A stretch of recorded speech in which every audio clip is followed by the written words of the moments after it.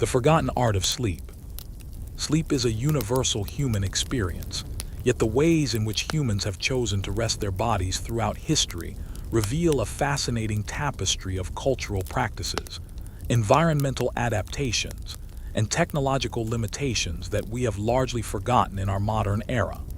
Today, we take for granted the notion of lying flat on a mattress, supported by pillows, covered with blankets, in a private room designed specifically for sleep. This arrangement, however, represents merely a brief moment in the long chronicle of human slumber. For most of human history, people slept in ways that would seem bizarre, uncomfortable, or even dangerous to contemporary sensibilities. The history of sleeping positions is not merely an academic curiosity or a collection of anthropological oddities. It reflects fundamental questions about human physiology, social organization, technological development, and cultural evolution. How we sleep reveals much about who we are, what we value, and how we have adapted to the challenges of existence across vastly different environments and historical periods. This comprehensive examination will explore the myriad ways humans have arranged their bodies for sleep throughout the ages. We will encounter medieval Europeans sleeping sitting upright in chairs, convinced that lying flat invited death. We will discover the ingenious rope beds that supported sleeping bodies in ways that seem improbable today. We will examine the communal sleeping arrangements that persisted across cultures, where privacy was an alien concept and warmth was shared among many bodies. We will investigate the curious sleeping boxes and enclosed spaces that people inhabited, finding security and comfort in confinement rather than openness. Chapter 1: The Evolutionary Context of Human Sleep. Before we can understand the historical variations in sleeping positions, we must first consider the evolutionary background of human sleep itself. Our ancestors did not always sleep as we do today, and the fundamental architecture of human sleep patterns carries the imprint of millions of years of evolutionary pressure. The earliest primates slept in trees, a behavior that continues among many primate species today. This arboreal sleeping presented unique challenges and shaped the evolution of sleep in fundamental ways. Sleeping in trees required positions that prevented falling, which meant that deep, relaxed sleep was potentially dangerous. Many tree-dwelling primates developed the ability to maintain muscle tone even during sleep, allowing them to grip branches without conscious effort. Others created sleeping platforms or nests, constructing temporary beds from leaves and branches that provided a more stable surface. As early hominids descended from the trees and began spending more time on the ground, new sleeping challenges emerged. Ground sleeping exposed our ancestors to predators, cold, dampness, and a host of other environmental threats. The development of fire was crucial not only for warmth and cooking, but also for providing a circle of light and heat around which early humans could sleep with somewhat greater security. Archaeological evidence suggests that even our earliest ancestors arranged themselves in groups around fires, with the most vulnerable individuals sleeping in the center and stronger adults sleeping on the periphery. The evolution of human sleep architecture itself reflects these ancient pressures. Human sleep occurs in cycles of approximately 90 minutes, alternating between lighter and deeper stages. During the lighter stages, humans are more easily awakened and more alert to potential threats. This pattern may represent an evolutionary compromise between the need for the deep, restorative sleep that repairs the body and consolidates memories, and the need to remain vigilant against dangers that lurked in the darkness. Human sleep is also characterized by a phenomenon that would have significant implications for historical sleeping arrangements. We are biphasic or polyphasic sleepers by nature. Before the advent of artificial lighting, humans typically slept in two distinct periods during the night, with a period of wakefulness in between. This pattern, sometimes called segmented sleep or first sleep and second sleep, persisted in many cultures until relatively recently and influenced how people arranged themselves for slumber. The human body's temperature regulation during sleep also shaped sleeping positions throughout history. Body temperature drops during sleep, and humans are highly sensitive to thermal comfort. Too cold, and sleep becomes fragmented and unrestful. Too warm, and the same problems occur. Throughout history, sleeping positions and arrangements reflected attempts to maintain optimal thermal conditions using the materials and spaces available. Huddling together for warmth, covering the body with available materials, seeking sheltered locations, and positioning the body to minimize heat loss all became part of the repertoire of sleeping strategies. The flexibility of the human body and our lack of specialization meant that humans could adapt their sleeping positions to a wide variety of circumstances. Unlike many animals that have highly specific sleeping postures or requirements, humans have demonstrated remarkable versatility in how we arrange our bodies for sleep. This adaptability would prove crucial as humans spread across the globe and encountered vastly different environments, climates, and living conditions. Chapter 2: Ancient Sleeping Arrangements. The ancient world presents us with the first clear historical evidence of human sleeping positions and arrangements. While much must be inferred from archaeological remains, artistic representations, and textual references, we can construct a reasonably detailed picture of how ancient peoples positioned themselves for sleep. In ancient Egypt, sleeping arrangements varied dramatically based on social status. The wealthy elite slept on elevated beds with frames made from wood, often ebony or other precious materials. These beds featured woven reed or leather sleeping surfaces and were raised off the ground, providing protection from insects, snakes, and the dampness of earthen floors. However, the beds were relatively short by modern standards, and evidence suggests that many Egyptians slept in a semi-reclined position rather than fully horizontal. The headrest, a characteristic feature of Egyptian sleeping arrangements, further supports this interpretation. Egyptian headrests were curious devices by modern standards.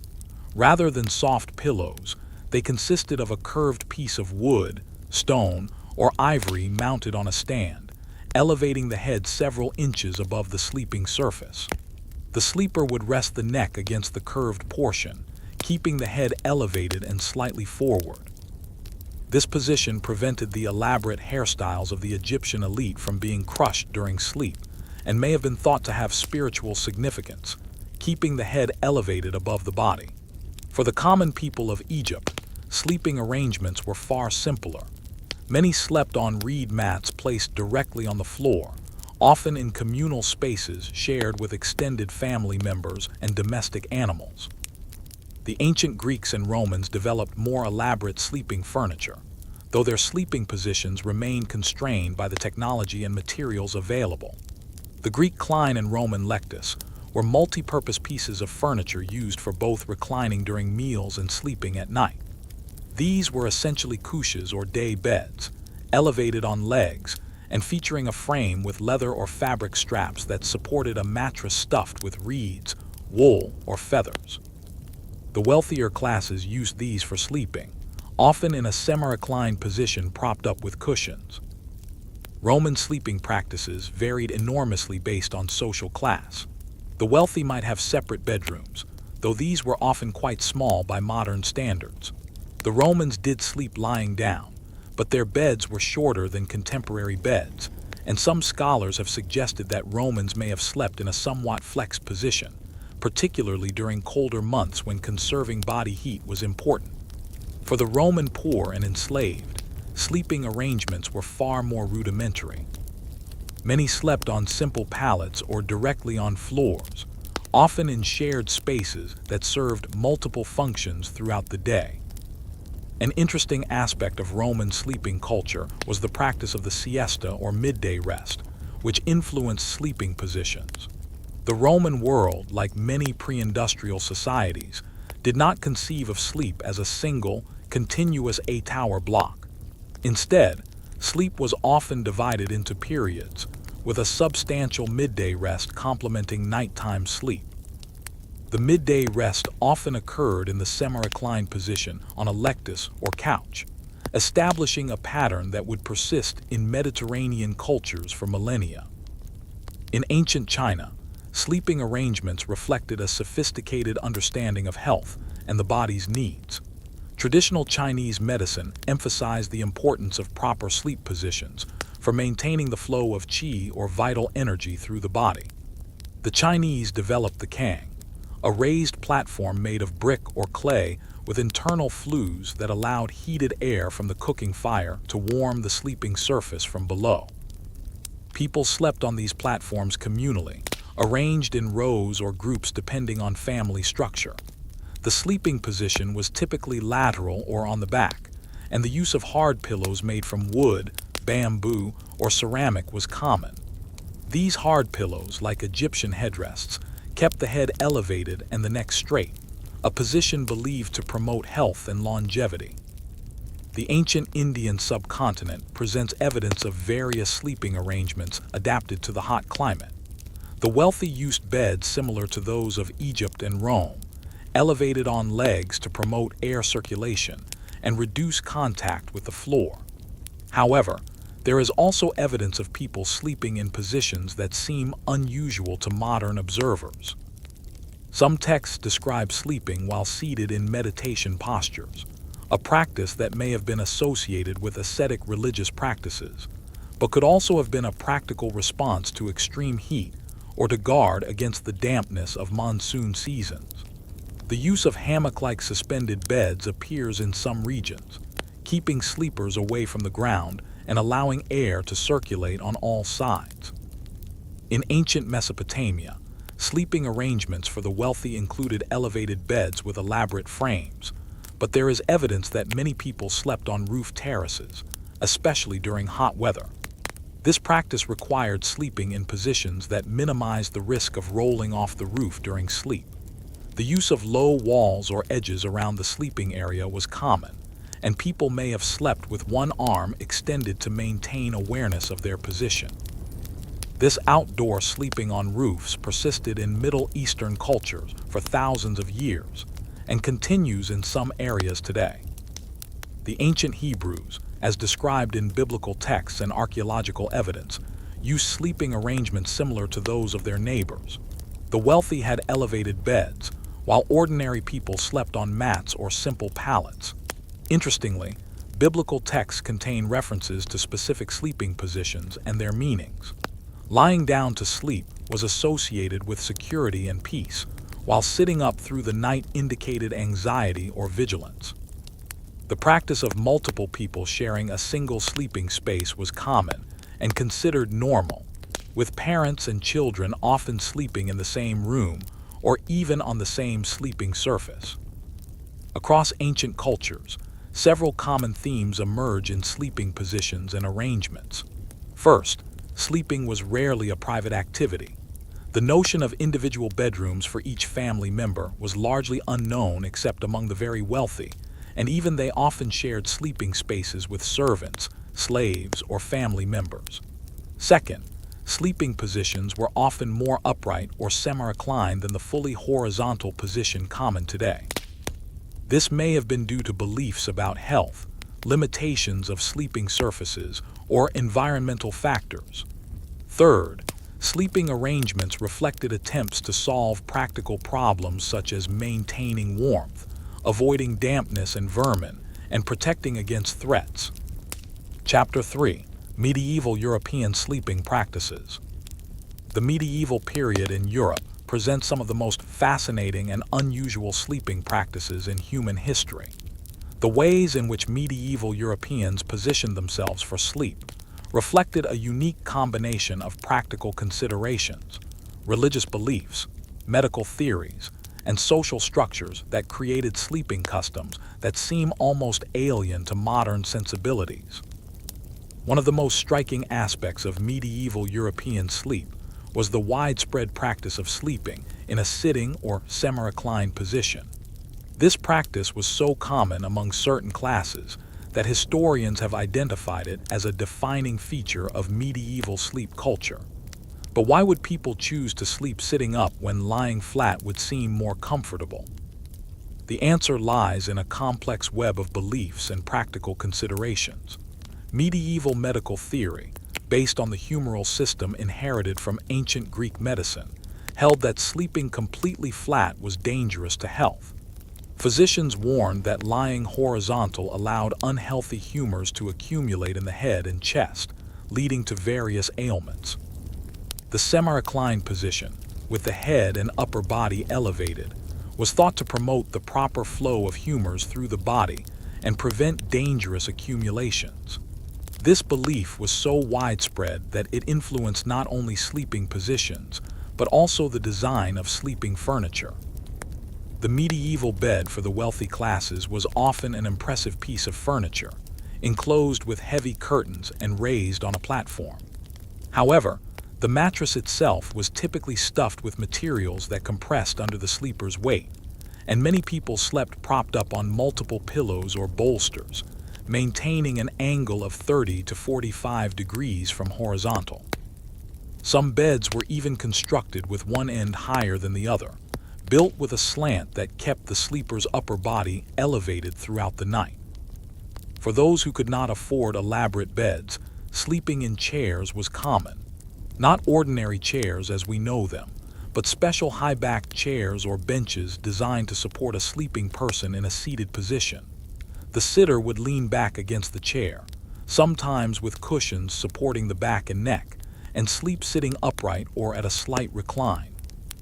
This practice was so common that furniture makers created specialized sleeping chairs with features designed to make this position more comfortable, including adjustable backs, armrests positioned to prevent the sleeper from sliding off the seat, and footrests to elevate the legs.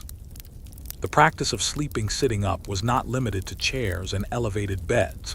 In many medieval homes, particularly among the peasant classes, people slept on benches that lined the walls of the main living space.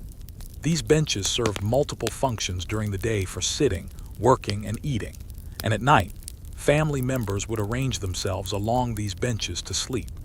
The sitting or semi-reclined position was maintained, with people leaning against the wall behind them or against each other. This arrangement maximized the use of limited space and allowed the central fire to provide warmth to all sleepers. There is also evidence of a curious practice known as sitting up with the dead, which may have influenced general sleeping positions. When someone died, it was customary for family members and community members to sit up through the night with the body, literally sitting in chairs and maintaining a vigil. This practice was so ingrained in medieval culture that the posture of sitting upright through the night was associated with piety, vigilance, and proper behavior. Some historians have suggested that this cultural association made sleeping sitting up seem more respectable and proper than lying flat, which was associated with sickness, death, or moral laxity. Religious beliefs also played a role in medieval sleeping positions. The Catholic Church taught that sleep was a vulnerable time when the devil and evil spirits might attack the soul. Prayers before sleep were essential, and the position of the body during sleep held spiritual significance.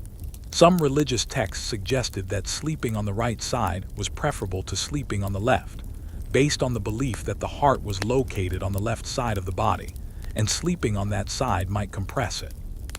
Sleeping on the back was sometimes discouraged because it resembled the position of a corpse, while sleeping face down was associated with submission to earthly desires rather than heavenly aspirations. The monastic communities of medieval Europe developed their own sleeping practices, which influenced broader sleep culture. Monks and nuns often slept in communal dormitories, arranged in rows of simple beds or sleeping pallets. The rule of Saint Benedict, which governed many monastic communities, specified that monks should sleep clothed and ready to rise for night prayers. This requirement influenced sleeping positions, as fully clothed sleepers might find certain positions uncomfortable. Many monks slept on their sides or in a semi-reclined position that allowed them to rise quickly when the bell summoned them to prayer in the middle of the night. The medieval practice of segmented sleep also influenced sleeping positions. Most medieval Europeans did not sleep in one continuous block through the night.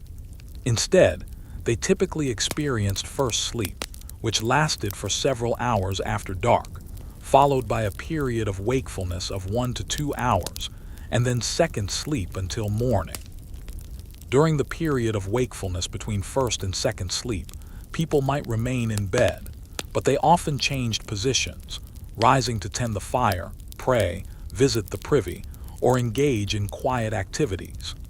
This pattern meant that sleeping positions were frequently adjusted throughout the night, and the ability to transition easily between sitting and reclining was valued. Medieval sleeping arrangements for the lower classes were often communal to an extent that seems almost unimaginable today. Entire families slept in single rooms, often sharing the space with domestic animals whose body heat contributed to overall warmth. Privacy was essentially non-existent, and the concept of personal space during sleep was largely unknown. People slept in whatever position allowed them to fit into the available space, often pressed against other sleeping bodies. Children might sleep crosswise at the foot of their parents' bed. Servants might sleep on pallets on the floor near their masters, and travelers in inns might share beds with complete strangers, all of whom would arrange their bodies to maximize space utilization and shared warmth. The practice of sharing beds with strangers was particularly common in medieval inns and taverns. Travelers expected to share sleeping spaces with other guests, and it was not unusual for 4 or more people to sleep in a single bed, arranged in alternating orientations to make the most efficient use of space. People slept clothed in these circumstances and positioned themselves to maintain whatever modest boundaries were possible in such intimate quarters.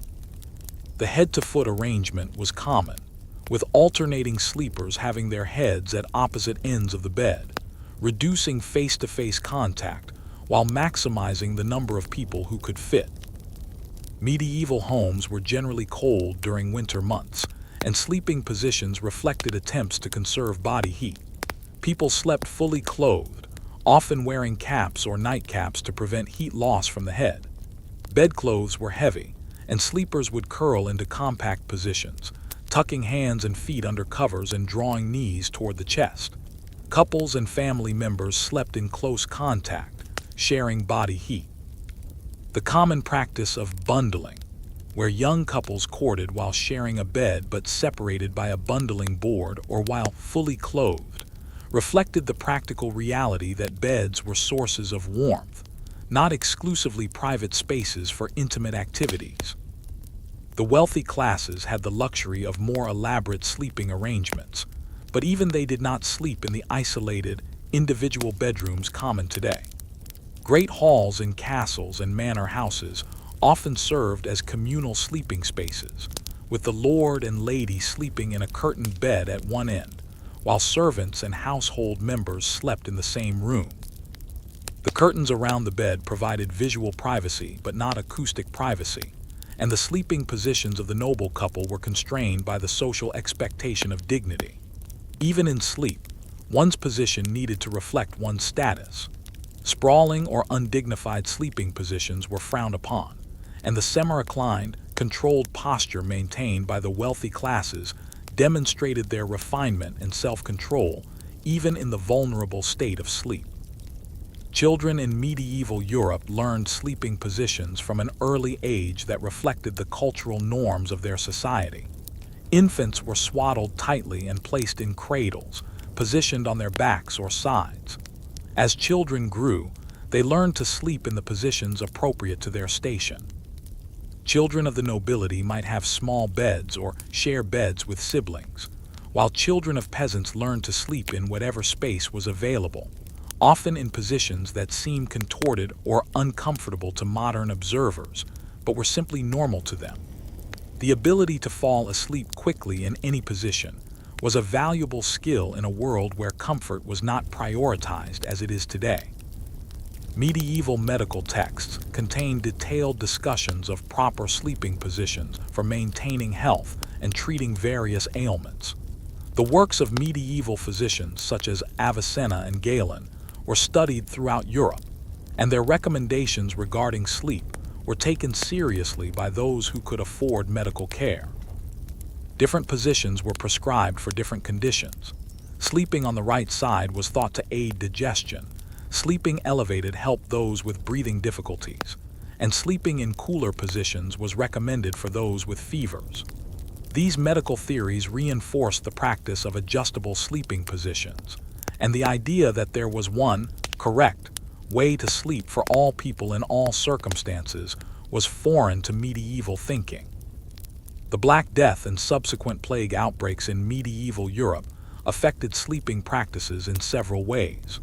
Fear of contagion led some people to avoid sharing beds with those outside their immediate family, though this was not always practical. There was also increased emphasis on sleeping in positions that promoted health and prevented the accumulation of bad humors, which were believed to cause disease. Some plague treatises recommended specific sleeping positions to avoid infection, though these recommendations were based on the flawed medical understanding of the time.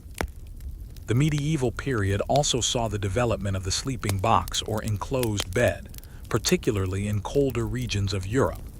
These were essentially large wooden boxes, often built into the wall, with doors or curtains that could be closed to create a small, enclosed sleeping space. Multiple people would sleep in these boxes, positioned to fit in the confined space. The enclosed design retained body heat and provided a sense of security, but it also required sleepers to adapt their positions to the tight quarters. These sleeping boxes represented an interesting convergence of furniture and architecture, and their use persisted in some regions well into the modern period. Chapter 4: The Age of Rope Beds and Unusual Support Systems. Among the most fascinating innovations in sleeping technology from the medieval period through the early modern era was the rope bed, a sleeping system so common that it gave rise to idioms and phrases that persist even though most people no longer understand their origin. The instruction to sleep tight and don't let the bedbugs bite originally referred to the need to keep the ropes of a rope bed tightly strung to provide proper support. Understanding the mechanics and implications of rope beds provides insight into a sleeping experience vastly different from what we know today. A rope bed consisted of a wooden frame, typically made from rough-hewn timbers, with holes drilled along the interior edges of the frame. Heavy rope, usually hemp or other coarse fiber, was threaded through these holes in a complex pattern that created a lattice or web of support spanning the bed frame. The rope passed through each hole multiple times, with the pattern designed to distribute weight evenly and provide resilient support. The final result was a suspended, springy sleeping surface that elevated the sleeper above the bed frame. The construction of a rope bed required considerable skill and knowledge. The rope had to be strung with the correct tension to provide adequate support without sagging excessively in the middle. Too loose, and the sleeper would sink into an uncomfortable hollow. Too tight, and the surface would be uncomfortably firm and prone to breaking the ropes. The stringing pattern itself was crucial, with various regional and traditional patterns believed to provide optimal support. Families passed down the knowledge of proper bed stringing from generation to generation, and in some communities, specialists earned money by restringing rope beds for those who lacked the skill or strength to do it themselves. The maintenance of rope beds was an ongoing concern that influenced sleeping positions and practices. Over time, the ropes would stretch and sag with use, requiring periodic tightening or replacement. The phrase "sleep tight" was literally a reminder or wish that the bed's ropes would remain properly taut. Family members would need to work together to tighten the ropes, using special tools to pull them through the holes in the frame and maintain proper tension. This maintenance was typically done seasonally, or whenever the sag became uncomfortable. The sleeping surface of a rope bed was not the bare ropes themselves. Various materials were laid on top of the rope lattice to provide cushioning and comfort. Straw mattresses, called ticks, were common among those of moderate means.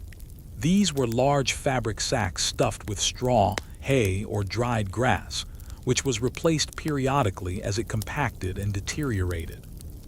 The wealthy might use mattresses stuffed with wool, cotton, or even feathers, materials that were expensive but provided better insulation and comfort. These mattresses rested on the rope lattice, distributing the sleeper's weight across the rope pattern. The combination of rope support and mattress created a sleeping surface with unique characteristics that influenced sleeping positions.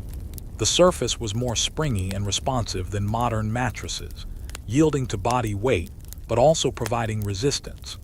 This meant that sleepers needed to find positions that worked with the mechanical properties of the rope bed. Sleeping on one's back or side distributed weight more evenly than sleeping face down, which could create uncomfortable pressure points.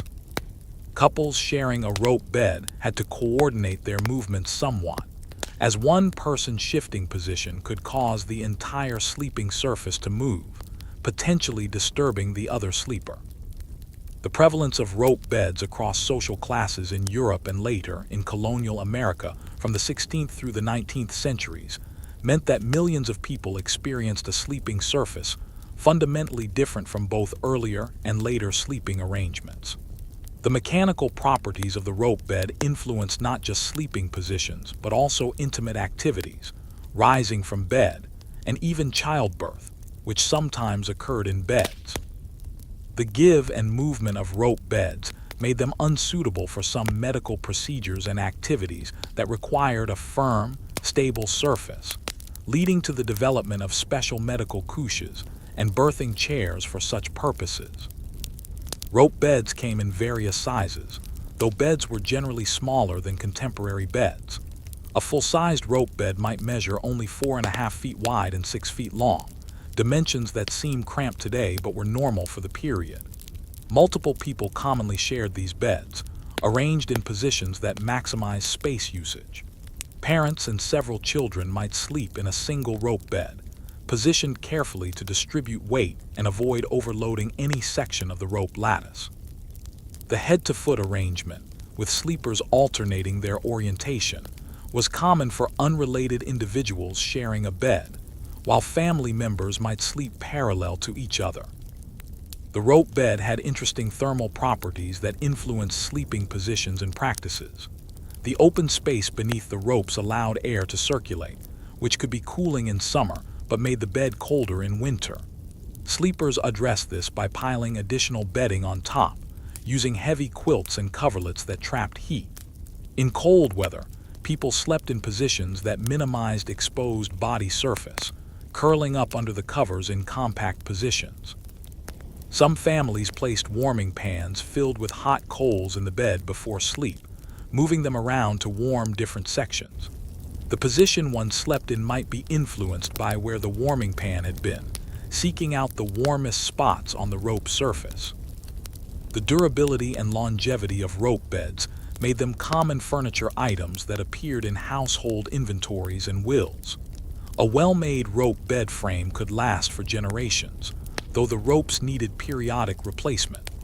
The ownership of a rope bed represented a significant investment for common families, and beds were valuable property passed down as inheritance. The attachment to specific beds and the sleeping positions and practices associated with them became part of family tradition and identity. Regional variations in rope bed construction reflected different traditions and available materials. In some areas, particularly in parts of Germany and Scandinavia, rope beds incorporated wooden slats or boards placed over the ropes to create a more rigid sleeping surface. In other regions, particularly in rural England and America, pure rope construction without additional support remained standard. These variations affected the sleeping experience and the positions that proved most comfortable. The wooden slat variation provided a flatter, firmer surface more similar to modern bed platforms, while pure rope beds required sleepers to adapt to the surface's give and contour. The rope bed was not the only unusual support system used for sleeping during this period. In some coastal and island communities, hammocks or suspended fabric beds were used, though these were more common in tropical regions.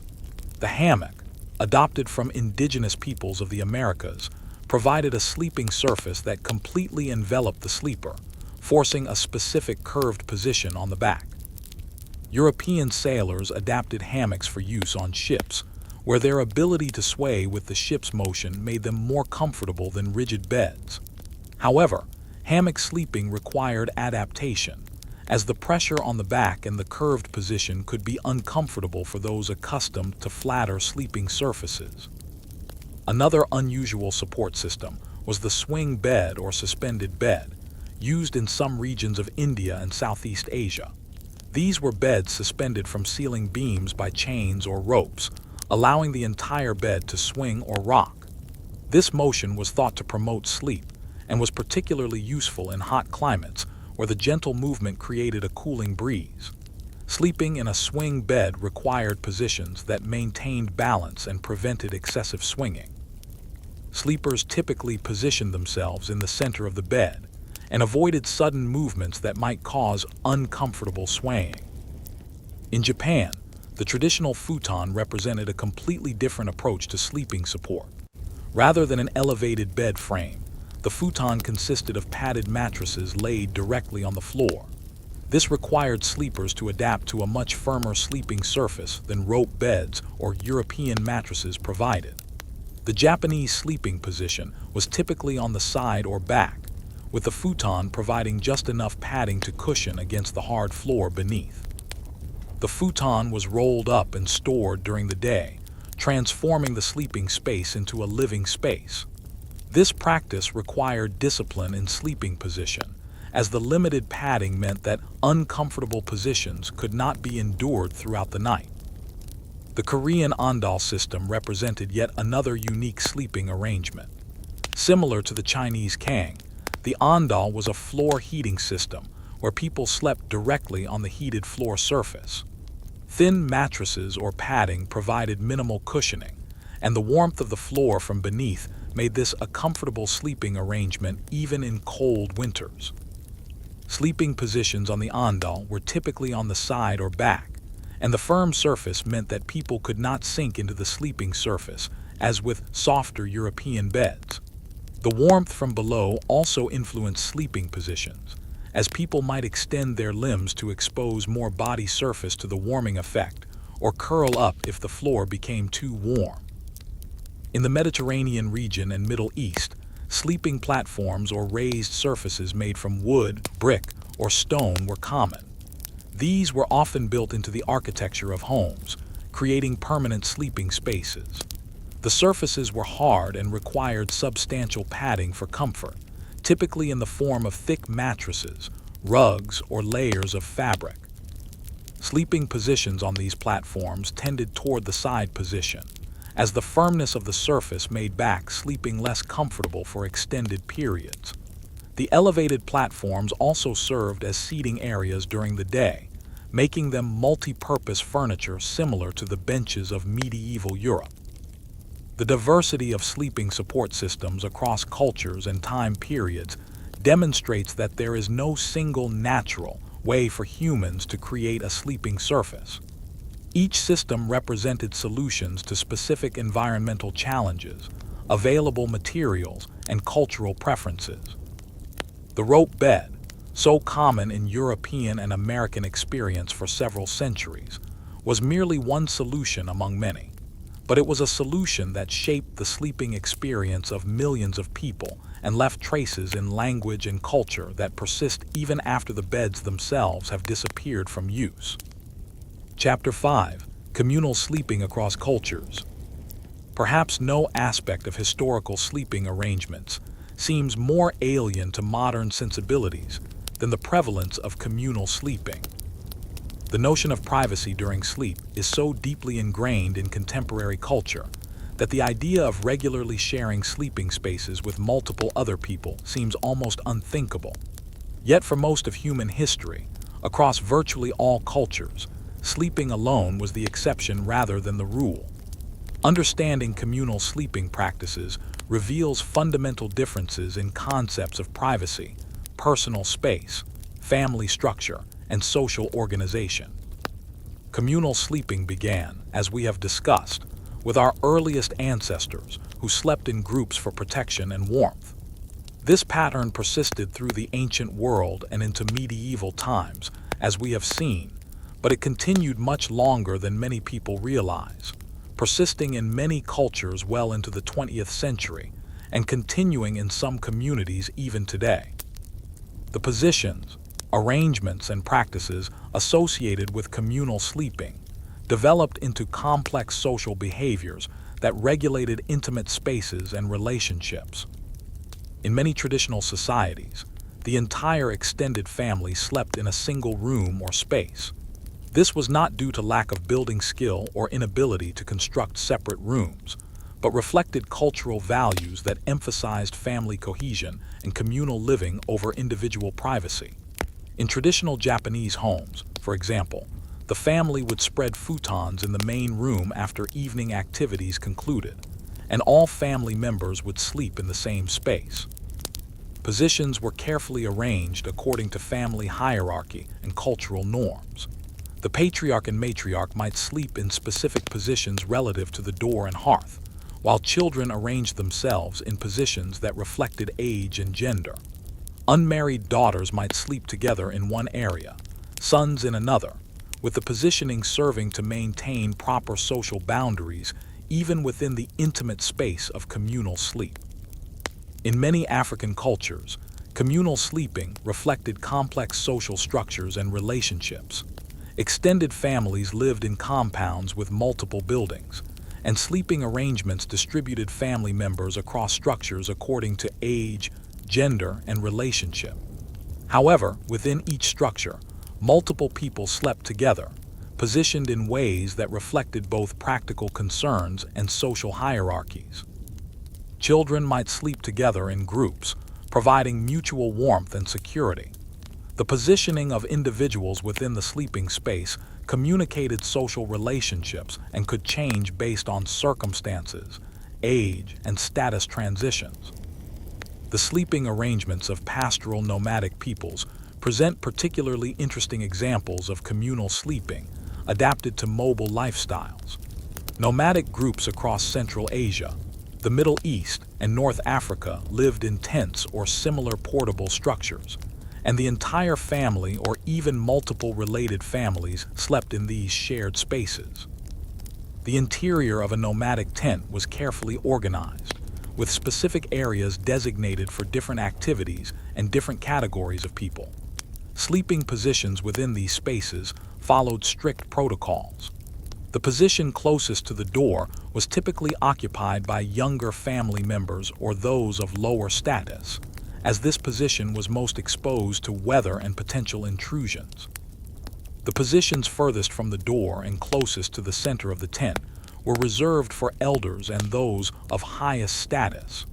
Men and women might sleep in different sections of the tent, separated by a division that was respected even in the darkness of night. In traditional Chinese homes, particularly in rural areas, the kang provided a communal sleeping platform for the family. The size of the kang varied depending on family wealth and the size of the home, but even modest kangs accommodated multiple sleepers. Family members arranged themselves on the kang according to principles derived from Confucian philosophy, which emphasized proper relationships and hierarchies.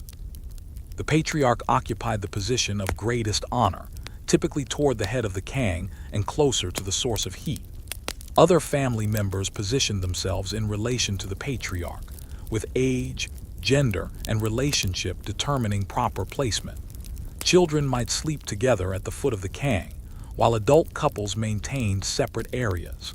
The positioning was not random, but followed understood rules that everyone learned from childhood. In medieval and early modern Europe, as we have discussed, communal sleeping was standard across all social classes. However, the specific arrangements and positions varied by culture and region. In Scandinavian countries, where winters were harsh, families often slept together in the warmest room of the house, sometimes in sleeping boxes or compartments built into the walls. Multiple people occupied each sleeping box, arranged efficiently to fit in the confined space. The positions required coordination and understanding, as movement by one sleeper affected all the others in the confined space. Children learned from an early age to sleep in positions that minimized disruption to others and to tolerate the close contact with other sleeping bodies. The practice of apprentices and servants sleeping in the same rooms as their masters was common throughout Europe and persisted into the industrial era. In merchant households, apprentices might sleep in the workshop or shop area, arranged on benches or simple pallets. In wealthy households, servants slept in various locations throughout the house, often in the same rooms where they worked during the day. Ladies' maids might sleep on trundle beds that slid under their mistress's bed during the day, pulling them out at night to sleep in the same room. Male servants might sleep in hallways, kitchens, or other utility spaces. The sleeping positions of servants needed to accommodate the spaces available and allow them to rise quickly if summoned during the night. In colonial America, communal sleeping reflected both Old World traditions and New World circumstances. The famous bundling practice, mentioned earlier, allowed young couples to court while sharing a bed, maintained a level of propriety through physical barriers or full clothing. This practice reflected the reality that heated, comfortable sleeping spaces were limited, and beds were too valuable to remain empty. The positions maintained during bundling were carefully controlled by social convention and family supervision, with the couple typically lying side by side, separated by a board down the center of the bed, or wrapped in separate coverings that prevented intimate contact. Native American sleeping arrangements varied enormously across different cultures and regions, but communal sleeping was common in most societies. In the longhouses of the Iroquois and other eastern woodland peoples, multiple families lived in a single structure, with sleeping platforms along the walls. Each family had its designated area, but within these areas, family members slept together. The positions reflected the structure's layout, with sleepers arranged along the platforms, often with feet toward the central fire that ran the length of the longhouse. In the tipis of the Plains peoples, family members arranged themselves around the interior perimeter, with positions determined by age, gender, and status. The circular structure of the tipi meant that everyone slept with their heads toward the outside and feet toward the center fire, creating a radial pattern of sleeping bodies. In the pueblos of the Southwest, sleeping arrangements reflected the multi-story architecture of these communities. Families lived in connected rooms, and sleeping occurred on platforms or directly on floors covered with woven mats and blankets. The compact nature of Pueblo architecture meant that sleeping spaces were carefully designated, with positions following established patterns that maintained order in the tightly packed living quarters. Summer sleeping often occurred on rooftops, where cooler air provided relief from daytime heat, and these outdoor sleeping arrangements required positions that prevented rolling off the edge during sleep. The arrival of European colonizers disrupted many indigenous sleeping practices, as missionaries and colonial administrators often viewed communal sleeping arrangements as improper or uncivilized. However, many communities maintained their traditional sleeping arrangements despite outside pressure, recognizing that these practices served important functions in maintaining family bonds, teaching proper social behavior to children, and efficiently using limited resources. In India, traditional sleeping arrangements varied by region, religion, and caste, but communal sleeping within family groups remained standard well into the modern era. In many Hindu households, the concept of separate bedrooms for children was foreign. Parents and children slept in the same room, often on mats spread on the floor. The positioning of family members followed rules derived from Hindu philosophy and practical considerations. The head was considered the most sacred part of the body and should not point toward the feet of elders or toward inauspicious directions. Complex rules governed sleeping orientation relative to compass directions, with different schools of thought recommending different optimal positions. Some traditions held that sleeping with the head to the south was ideal, while others preferred east. The prohibition against sleeping with the head to the north was nearly universal, based on beliefs about magnetic fields and spiritual forces. In traditional Islamic households across the Middle East, North Africa, and Asia, sleeping arrangements reflected both practical considerations and religious teachings. The Prophet Muhammad's reported sleeping practices became models for the faithful, including sleeping on the right side, placing the right hand under the cheek, and reciting specific prayers before sleep. In many Muslim households, family members slept in the same room on mats or thin mattresses spread on the floor. The positioning of sleepers followed Islamic etiquette, with attention to modesty even within the family unit. Married couples might share a sleeping area separated by curtains or screens from children's sleeping areas, maintaining privacy while remaining in the same room. The hammam or communal bath culture of Islamic societies had an interesting parallel in sleeping practices. Just as public bathing was a social and communal activity, sleeping in the summer heat often occurred in communal spaces. Rooftop sleeping was common in hot climates, with families and neighbors sleeping in proximity on their respective rooftops. The positions adopted for rooftop sleeping needed to accommodate the hard surface and the social visibility of the sleeping arrangement. People slept modestly clothed and in positions that maintained dignity, even in the vulnerability of sleep. In Southeast Asian cultures, communal sleeping reflected the tropical climate and traditional house designs. Homes built on stilts with large, open interior spaces accommodated extended families sleeping together on platforms or mats. The elevation of homes provided protection from floods, animals, and insects, while the open design allowed air circulation. Sleeping positions adapted to the heat, with people often sleeping with limbs extended to maximize body surface, exposed to cooling air currents. The use of mosquito netting, draped over sleeping areas, created semi-private spaces within the communal room, but multiple people still slept within each netted area. The practice of communal sleeping in boarding schools, orphanages, and similar institutions provides another perspective on how sleeping positions were regulated and controlled. In Victorian-era boarding schools, children slept in dormitories with rows of beds, and strict rules governed sleeping positions and behaviors. Students were expected to sleep on their backs or sides, never on their stomachs, which was considered improper. The distance between beds was carefully calculated to prevent inappropriate contact while conserving space. Monitors patrolled dormitories to ensure proper behavior, and sleeping position was considered a matter of moral development as much as physical health.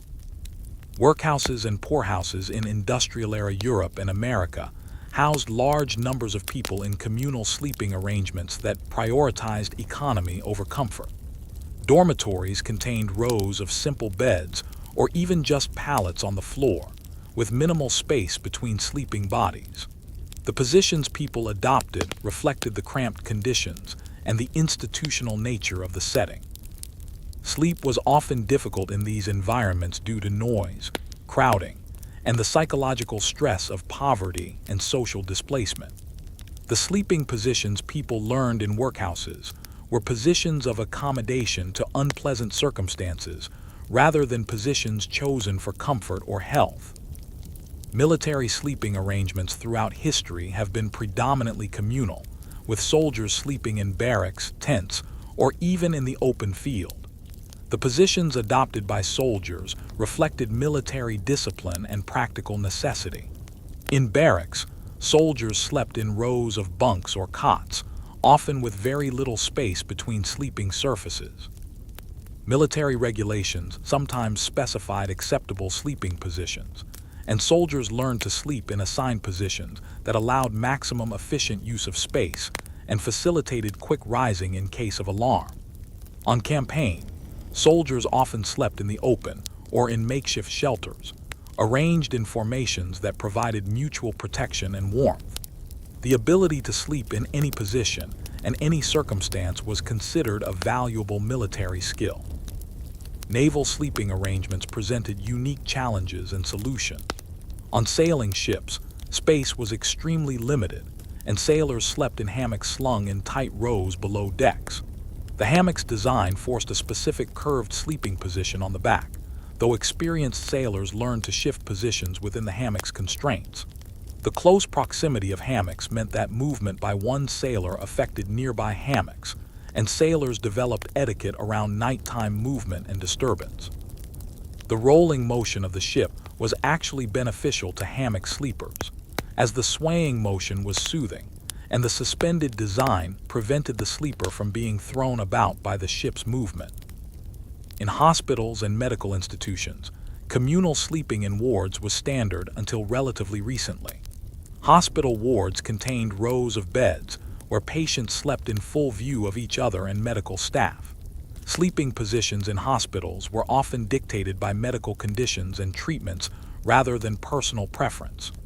Patients with certain ailments were required to sleep in specific positions, and nurses monitored and adjusted sleeping positions throughout the night.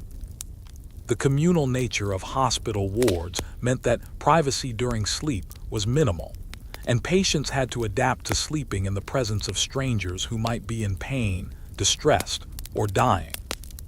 The decline of communal sleeping in Western societies occurred gradually over several centuries and was driven by multiple factors. Increasing wealth allowed more families to build or rent homes with multiple rooms, making private sleeping spaces possible for more people. Changing ideas about childhood and child development emphasized the importance of giving children their own spaces. Victorian-era concerns about morality and propriety made communal sleeping seem improper, particularly when it involved non-family members or members of the opposite sex beyond early childhood. The rise of individualism as a cultural value made privacy seem more desirable and communal arrangements seem oppressive or backward. However, communal sleeping persisted in many contexts even as it declined in others. College dormitories maintained communal sleeping arrangements, though typically with only 2 students per room rather than larger groups. Military barracks continued to house soldiers communally. Families facing economic hardship continued to share sleeping spaces by necessity. And in many non-Western cultures, communal sleeping remained normal and desirable, reflecting different cultural values around family, privacy, and social relationships. The psychological and social effects of communal sleeping deserve consideration. Growing up sleeping in the same room as siblings or parents created a different experience of family intimacy than what children in private bedrooms experience. The constant awareness of other sleeping bodies, the sounds and movements of others in sleep, and the need to coordinate sleeping and waking times with others shaped psychological development and social skills in ways that are difficult for those who have always slept alone to fully appreciate. Some researchers have suggested that the modern epidemic of sleep disorders in Western societies may be partly related to the stress of sleeping alone, which is evolutionarily unusual for humans and may trigger unconscious feelings of vulnerability. Chapter 6: Sleeping Boxes, Cupboards, and Enclosed Spaces. Among the most curious sleeping arrangements in historical practice were the various forms of enclosed sleeping spaces that people constructed and inhabited. These sleeping boxes, cupboard beds, and similar structures seem claustrophobic and confining to modern sensibilities, yet they were valued and preferred by those who used them. Understanding these enclosed sleeping spaces requires us to reconsider our assumptions about what makes a sleeping environment comfortable and secure. The box bed or enclosed bed reached its highest development in Brittany, France, where it was known as the lit close or closed bed.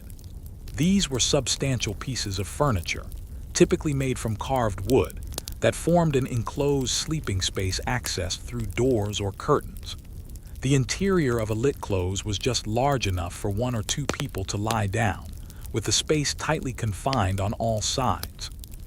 Some versions had two levels, with a second sleeping space above the first, accessed by a small ladder. The doors or curtains could be closed completely, creating a dark, enclosed space that provided privacy, retained heat, and offered a sense of security. The lit close was not a product of poverty or limited resources, but was found in homes of substantial means.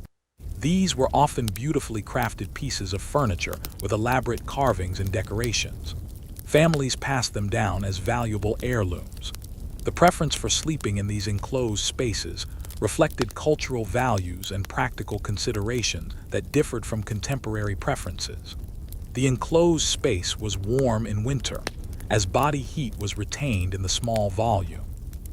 The darkness was complete when doors or curtains were closed, promoting sleep in an era when artificial light was limited but still present.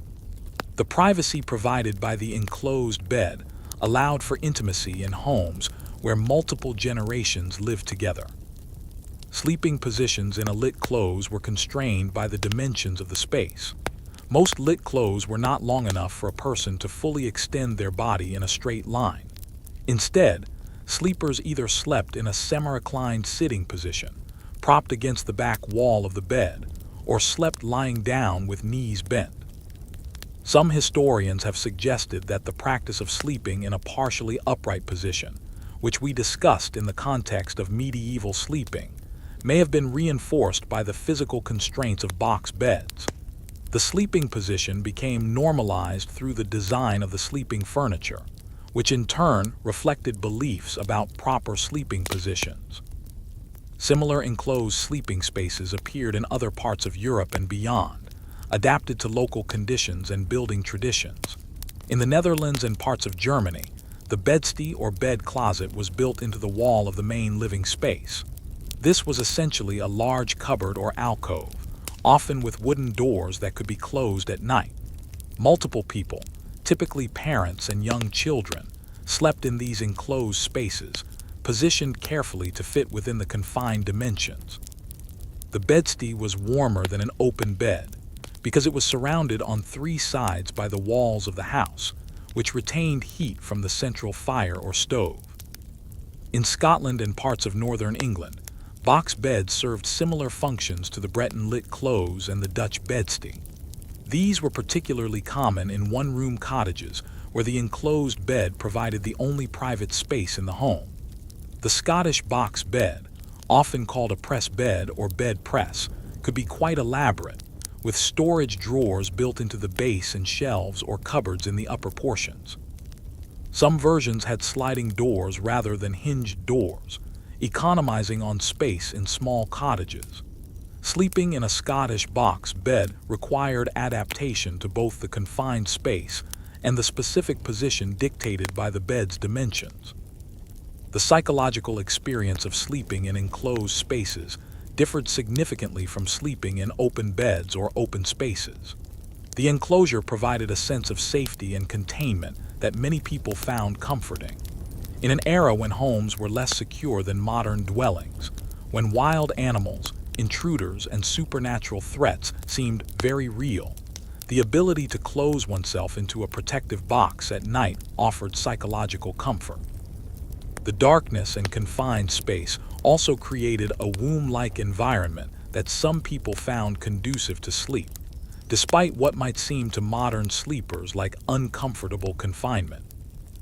However, enclosed sleeping spaces also had significant disadvantages that eventually led to their decline. Ventilation was poor, and the air inside an enclosed bed could become stale, humid, and unhealthy. Multiple people breathing in a confined space depleted oxygen and increased carbon dioxide levels. The spread of disease was facilitated by the close contact and poor air circulation. As medical understanding improved in the 18th and 19th centuries, physicians increasingly criticized enclosed sleeping spaces as unhealthy and recommended sleeping in well-ventilated rooms in open beds. The concern about ventilation during sleep became a major topic of medical and popular discussion in the 18th and 19th centuries. Fresh air was increasingly seen as essential to health, and the stuffy, enclosed sleeping spaces of earlier eras were condemned as dangerous. This shift in medical opinion contributed to the decline of box beds and enclosed sleeping spaces in favor of open beds in well-ventilated rooms.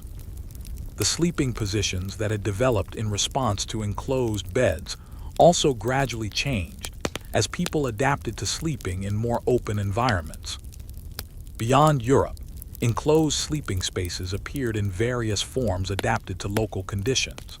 In traditional Korean homes, sleeping spaces were sometimes partially enclosed with sliding panels or screens that could create semi-private sleeping areas within the larger room.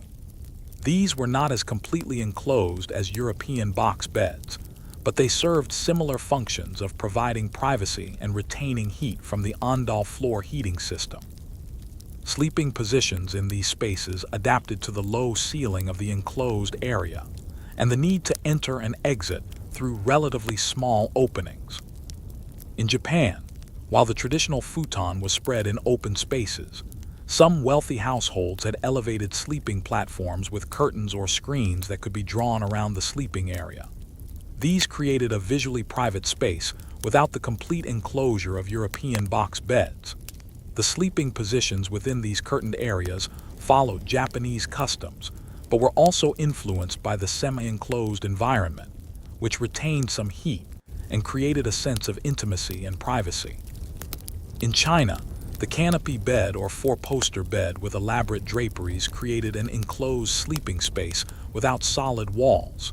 Heavy curtains could be drawn completely around the bed, creating a room within a room. The interior might be quite dark when curtains were fully drawn, and the space retained heat and provided privacy. Chinese bed curtains were often beautifully embroidered or painted with decorative and symbolic motifs. Sleeping positions within curtained Chinese beds reflected both traditional Chinese sleeping customs and the specific environment created by the enclosure of fabric. The decline of enclosed sleeping spaces occurred at different rates in different regions and social classes. In rural areas and among traditional communities, box beds and similar structures continued in use well into the 20th century, long after they had been abandoned by urban and wealthier populations. The persistence of these sleeping arrangements demonstrates that they served real needs and reflected genuine preferences, not merely ignorance or poverty. The memory of enclosed sleeping spaces persists in language and cultural references. The phrase "in the closet," which has taken on new meanings in modern times, originally referred to private spaces including sleeping closets or enclosed beds. The notion of coming out had its parallel in emerging from the enclosed sleeping space to face the public world. While these connections are largely forgotten, they remind us that our sleeping arrangements shape our metaphors and our understanding of privacy, publicity, and the boundaries between different aspects of life. Chapter 7. The Industrial Revolution and Changing Sleep Patterns. The Industrial Revolution brought profound changes to sleeping positions and practices. The transformation of work patterns, the growth of cities, the development of new technologies, and shifting social structures all influenced how and where people slept. The changes occurred gradually over more than a century, but their cumulative effect was to create sleeping practices radically different from those of pre-industrial societies. One of the most significant changes was the transformation of work schedules. In agricultural societies, work patterns followed natural rhythms of daylight and seasons. People woke with the sun or shortly before, worked during daylight hours, and retired to sleep relatively early after dark. The natural pattern of segmented sleep, with first sleep and second sleep separated by a period of wakefulness, aligned with these schedules.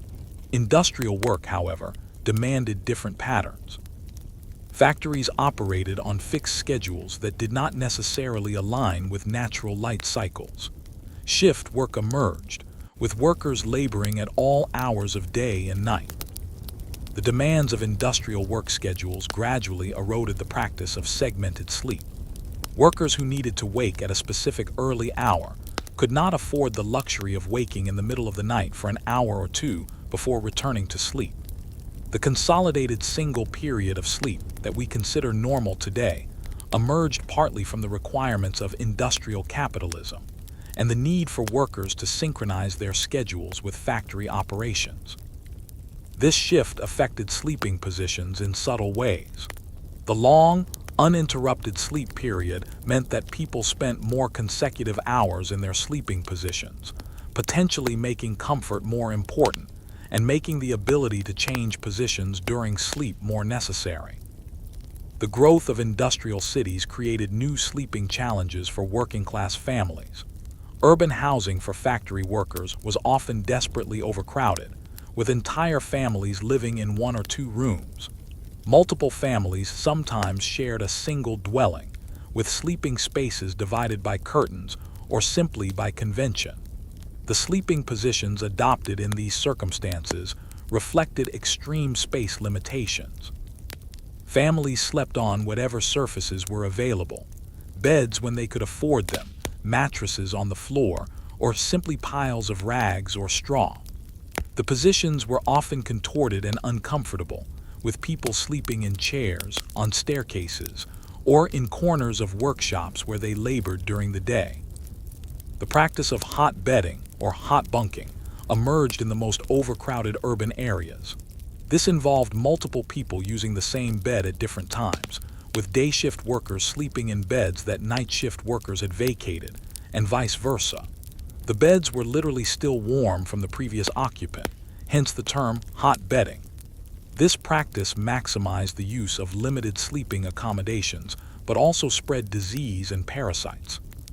The sleeping positions in hot beds were determined more by the bed's dimensions, and the need to get what rest one could in limited time than by comfort or preference. In working-class boarding houses and tenements, sleeping arrangements were often communal and grim. Lodgers might rent not a room but simply a space in a room, marked out on the floor where they could sleep. Others rented space on a rope stretched across a room, where they could drape themselves in a sitting or leaning position to sleep. This practice, known as two-penny hangover or penny hang, was documented in London and other industrial cities. Men would literally hang over the rope, leaning forward with arms draped over it, sleeping in an upright or forward-leaning position. In the morning, the rope would be released, and the sleepers would tumble awake, forced to vacate their sleeping space for the next group of lodgers. The four-penny coffin was another grim sleeping option in industrial cities. This was a wooden box, similar in dimensions to a coffin, in which a person could lie down to sleep. Rows of these boxes filled lodging houses, stacked in tiers like bunks. The boxes provided at least a defined personal space and the ability to lie down, which was an improvement over the penny hang.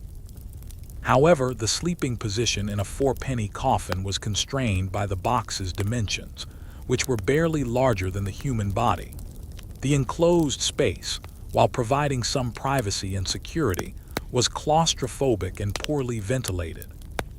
These extreme sleeping arrangements of the early industrial era shocked social reformers and public health advocates. Investigations into housing conditions in industrial cities documented the appalling sleeping arrangements of the urban poor. Reformers argued that inadequate sleep and unhealthy sleeping conditions contributed to disease, vice, and social disorder. The movement for improved working-class housing included attention to sleeping arrangements, with reformers advocating for each family to have its own dwelling with separate bedrooms for parents and children. The middle and upper classes during the industrial era experienced very different sleeping conditions than the working poor. For those with means, the 19th century saw increasing emphasis on proper bedrooms and sleeping arrangements. The Victorian era in particular developed elaborate ideas about appropriate sleeping conditions. Bedrooms were seen as private sanctuaries, and the bed became an increasingly important piece of furniture, elaborately decorated and designed for comfort. Victorian sleeping practices reflected contemporary medical theories and moral concerns. Fresh air was considered essential, and many Victorians slept with windows open even in cold weather, believing that night air was health-giving despite earlier beliefs to the contrary. Sleeping positions were also subject to moral scrutiny. Sleeping on the back was considered proper and healthy, while sleeping on the stomach was viewed as potentially leading to improper thoughts or behaviors, particularly among young people. Side sleeping was acceptable but less ideal than back sleeping, according to some medical authorities. The Victorian bed for the middle and upper classes was typically an elaborate four-poster with curtains, though the curtains were lighter and more decorative than the heavy enclosing curtains of earlier eras. The mattress technology improved significantly during the 19th century, with the development of spring mattresses that provided more support and comfort than the straw or feather mattresses of earlier periods. These improvements in mattress technology influenced sleeping positions, as the more resilient and supportive sleeping surface accommodated a wider range of positions comfortably. The rise of scientific medicine during the late 19th and early 20th centuries brought new attention to sleeping positions as they related to health. Physicians studied sleeping positions and made recommendations based on anatomical and physiological principles rather than humoral theory or moral concerns. The relationship between sleeping position and spinal health, breathing efficiency, and circulation became topics of medical investigation. Side sleeping with proper pillow support was increasingly recommended for spinal alignment, while back sleeping was suggested for those with certain respiratory conditions. The industrial era also saw changes in sleeping schedules and their social meanings. The ability to control artificial light through gas and later electric lighting meant that sleep schedules could be disconnected from natural light cycles to an unprecedented degree. The wealthy classes could stay awake late into the night and sleep late into the morning, while workers still needed to wake early for factory shifts. The sleeping schedules and patterns of different social classes diverged, with sleeping late becoming a marker of leisure and status, while early waking remained associated with labor and necessity. The development of railroad transportation and later other forms of travel created new sleeping challenges and solutions. Sleeping while traveling had always been difficult, but long-distance rail travel in the 19th century made overnight travel common. The invention of the sleeping car by George Pullman in the 1860s created a new sleeping environment. Pullman cars featured berths that converted from daytime seating into nighttime sleeping spaces, with upper and lower berths providing sleeping accommodations for passengers. Sleeping in a Pullman berth required adaptation to the confined space, the motion and noise of the train, and the proximity of strangers in adjacent berths. The typical sleeping position in a Pullman berth was on one side or back, constrained by the narrow width of the berth and the low ceiling above upper berths. Ocean liners provided another context for sleep during the industrial era. Immigrant passengers in steerage class slept in crowded dormitories with rows of narrow bunks, while first-class passengers enjoyed private cabins with comfortable beds.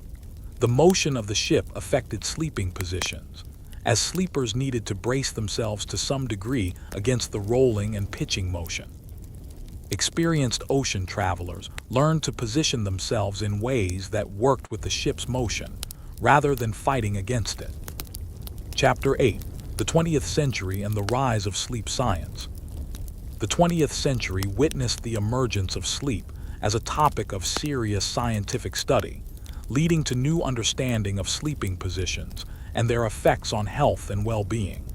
The development of sleep laboratories, the discovery of REM sleep, and the identification of various sleep disorders transformed our understanding of what happens during sleep and how sleeping positions influence sleep quality and health.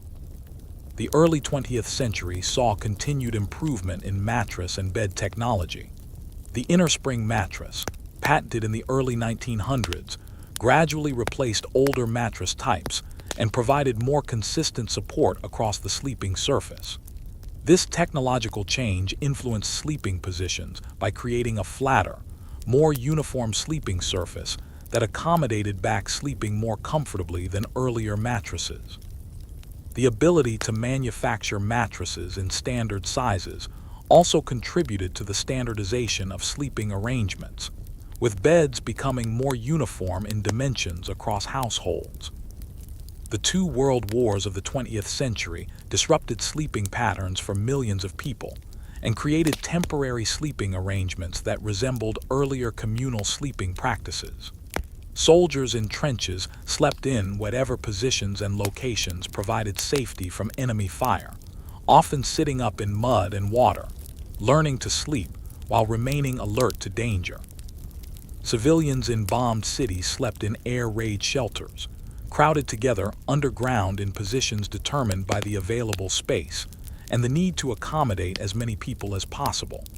The London Underground stations that served as shelters during the Blitz saw thousands of people sleeping on platforms, in tunnels, and on makeshift beds, reviving communal sleeping practices that had largely disappeared from urban British life.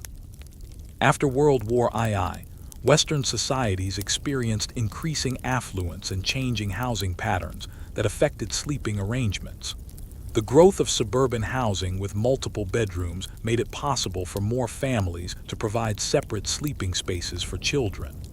The ideal of each child having their own bedroom became a marker of middle-class status and proper child-rearing. This shift toward individual sleeping spaces represented a dramatic change from the communal and shared sleeping arrangements that had been normal for most of human history.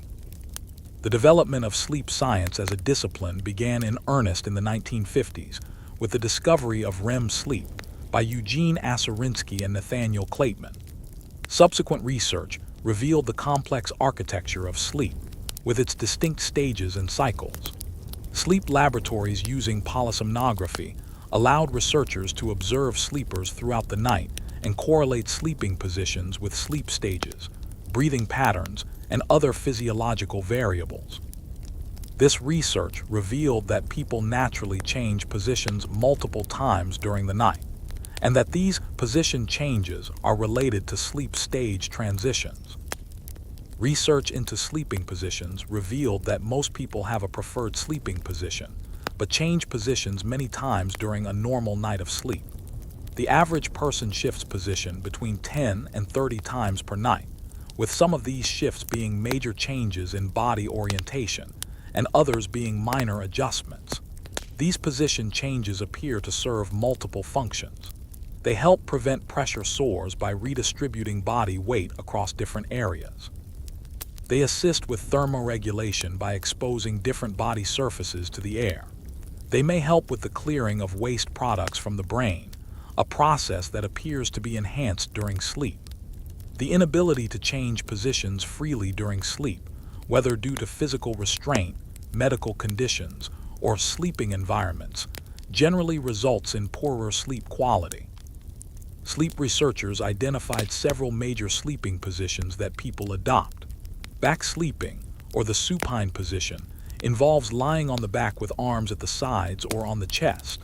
Side sleeping, or the lateral position, can be further divided into left side sleeping and right side sleeping, with variations depending on arm and leg placement.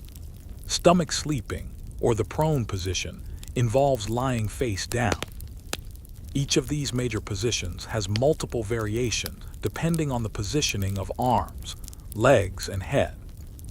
The fetal position, a variation of side sleeping where the knees are drawn up toward the chest, emerged as the most common sleeping position in surveys of sleep preferences. Studies from multiple countries found that a majority of people reported preferring to sleep in some variation of the fetal position. This preference may reflect evolutionary factors, as the fetal position minimizes exposed body surface and may unconsciously evoke feelings of security associated with the prenatal state. The position also tends to align the spine in a neutral curve that many people find comfortable.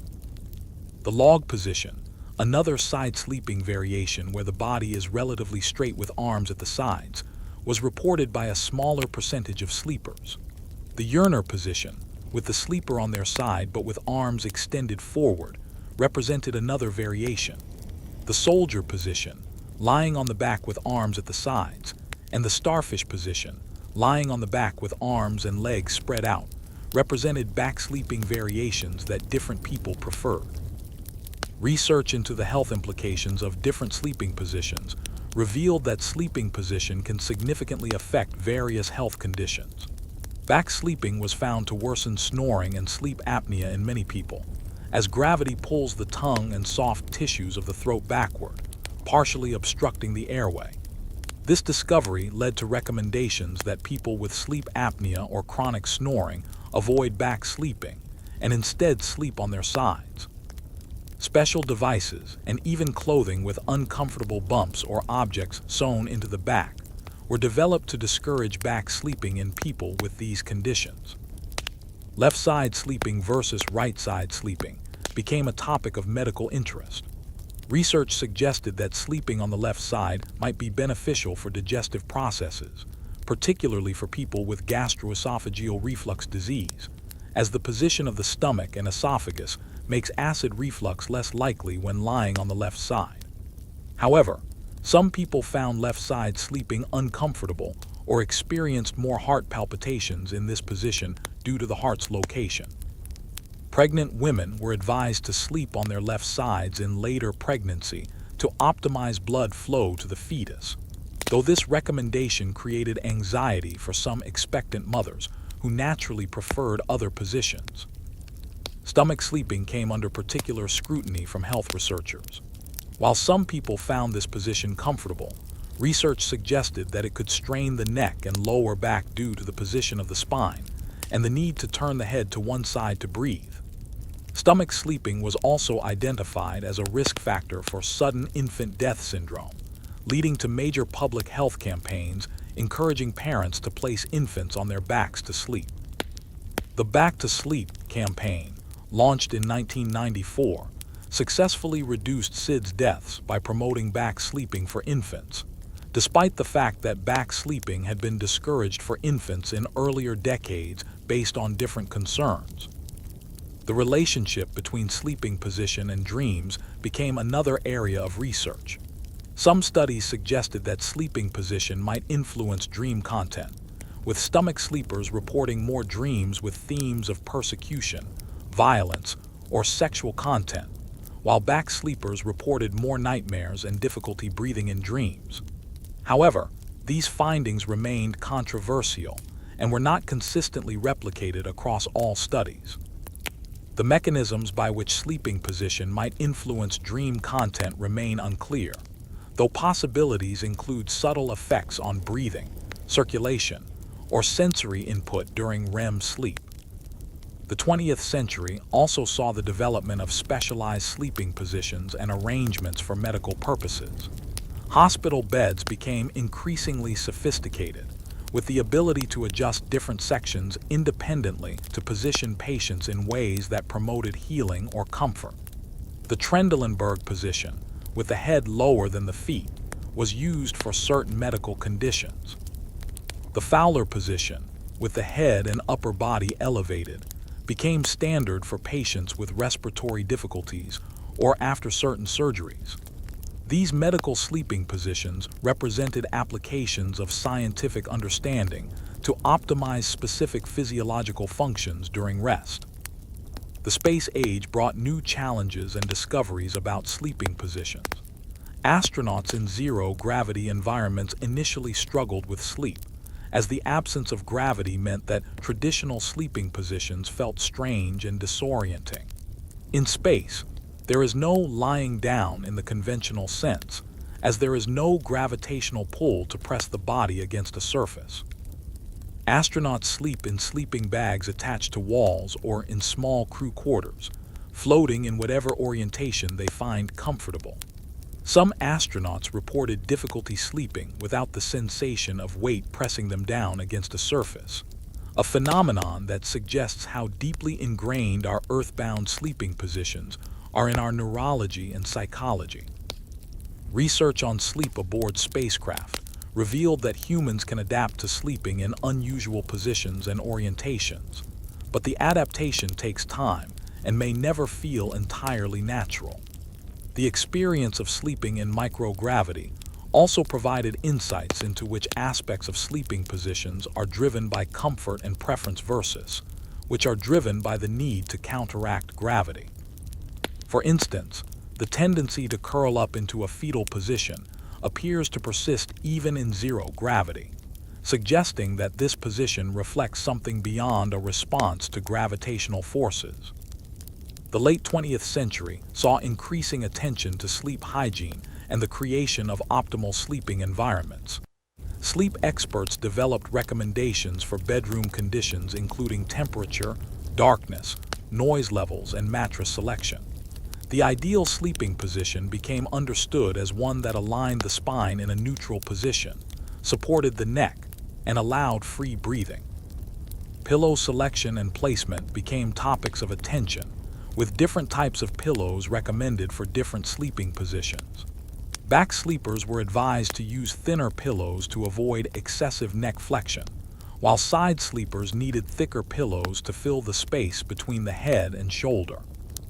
The mattress industry expanded dramatically in the 20th century, offering an increasingly bewildering array of options including innerspring mattresses, foam mattresses, waterbed mattresses, air mattresses, and hybrid designs combining different technologies. Each type of mattress affected sleeping positions differently. Waterbeds, popular in the 1970s and 1980s, created a unique sleeping experience with the fluid movement of water beneath the sleeper. The waterbed's conforming surface and gentle movement influenced sleeping positions, with some people finding the sensation soothing, while others found it disconcerting or nauseating. Memory foam mattresses, developed from NASA technology in the 1990s, created yet another sleeping experience. The foam's property of conforming to body shape and then slowly returning to its original form meant that sleeping positions became somewhat fixed, as movement on a memory foam mattress required more effort than on a traditional spring mattress. Some people loved the cradling sensation of memory foam, while others felt trapped or overheated by the material's tendency to retain heat. The diversity of mattress technologies reflected the fact that there is no single sleeping surface that is optimal for everyone, and sleeping position preferences interact with mattress properties in complex ways. The phenomenon of couples sleeping together in the same bed became a topic of research interest. While sharing a bed with a partner had been normal throughout history, 20th century researchers began to study how couples' sleeping positions affected relationship satisfaction and sleep quality. Studies found that many couples developed synchronized sleeping positions, with their bodies oriented in similar ways. The spooning position, with both partners on their sides facing the same direction and in close contact, was popular among some couples, particularly in early stages of relationships. However, maintaining close physical contact throughout the night often resulted in poorer sleep quality due to heat, disrupted movement, and partner disturbance. Research on couple sleeping revealed that many partners disturb each other's sleep through movement, snoring, or differing schedules. Some couples adopted separate sleeping positions within the shared bed, positioning themselves at opposite sides or facing away from each other. The question of whether couples should sleep together or in separate beds became a topic of discussion, with sleep experts sometimes recommending separate sleeping arrangements for couples whose sleep was significantly disturbed by sharing a bed. However, many couples valued the intimacy and connection of sharing a bed despite the sleep quality trade-offs, revealing that sleeping arrangements involve emotional and relational factors beyond mere physical comfort. The study of sleep disorders flourished in the late 20th century, revealing how sleeping positions could contribute to or alleviate various conditions. Sleep apnea, restless leg syndrome, periodic limb movement disorder, and other conditions were found to have relationships with sleeping position. Positional therapy, encouraging patients to sleep in specific positions, became a treatment approach for some conditions. Special devices including positioning pillows, belts, and even electronic monitors that alerted sleepers when they rolled into problematic positions were developed. The increasing prevalence of sleep disorders in modern societies raised questions about whether contemporary sleeping arrangements were somehow unnatural or maladaptive. Some researchers suggested that the expectation of consolidated, uninterrupted sleep in a quiet, dark room, while lying on a flat, soft surface, might itself be contributing to sleep difficulties. The disconnect from natural light-dark cycles, the stress of modern life, and the isolation of individual sleeping arrangements might all be factors in the epidemic of sleep problems. Some people experimented with returning to more natural sleeping patterns, including segmented sleep, sleeping on firmer surfaces, or even sleeping outdoors to reconnect with natural environmental cues. Chapter 9: Cultural Beliefs and Sleeping Position Superstitions. Throughout history and across cultures, sleeping positions have been invested with meanings and significance beyond mere physical comfort. Beliefs about proper sleeping positions, dangerous sleeping positions, and the spiritual or supernatural implications of how one arranges one's body during sleep reflect deep cultural values and anxieties. These beliefs have powerfully influenced sleeping practices, sometimes in ways that contradict physical comfort or health. In many cultures, sleeping position was believed to affect dreams and one's susceptibility to supernatural influences during sleep.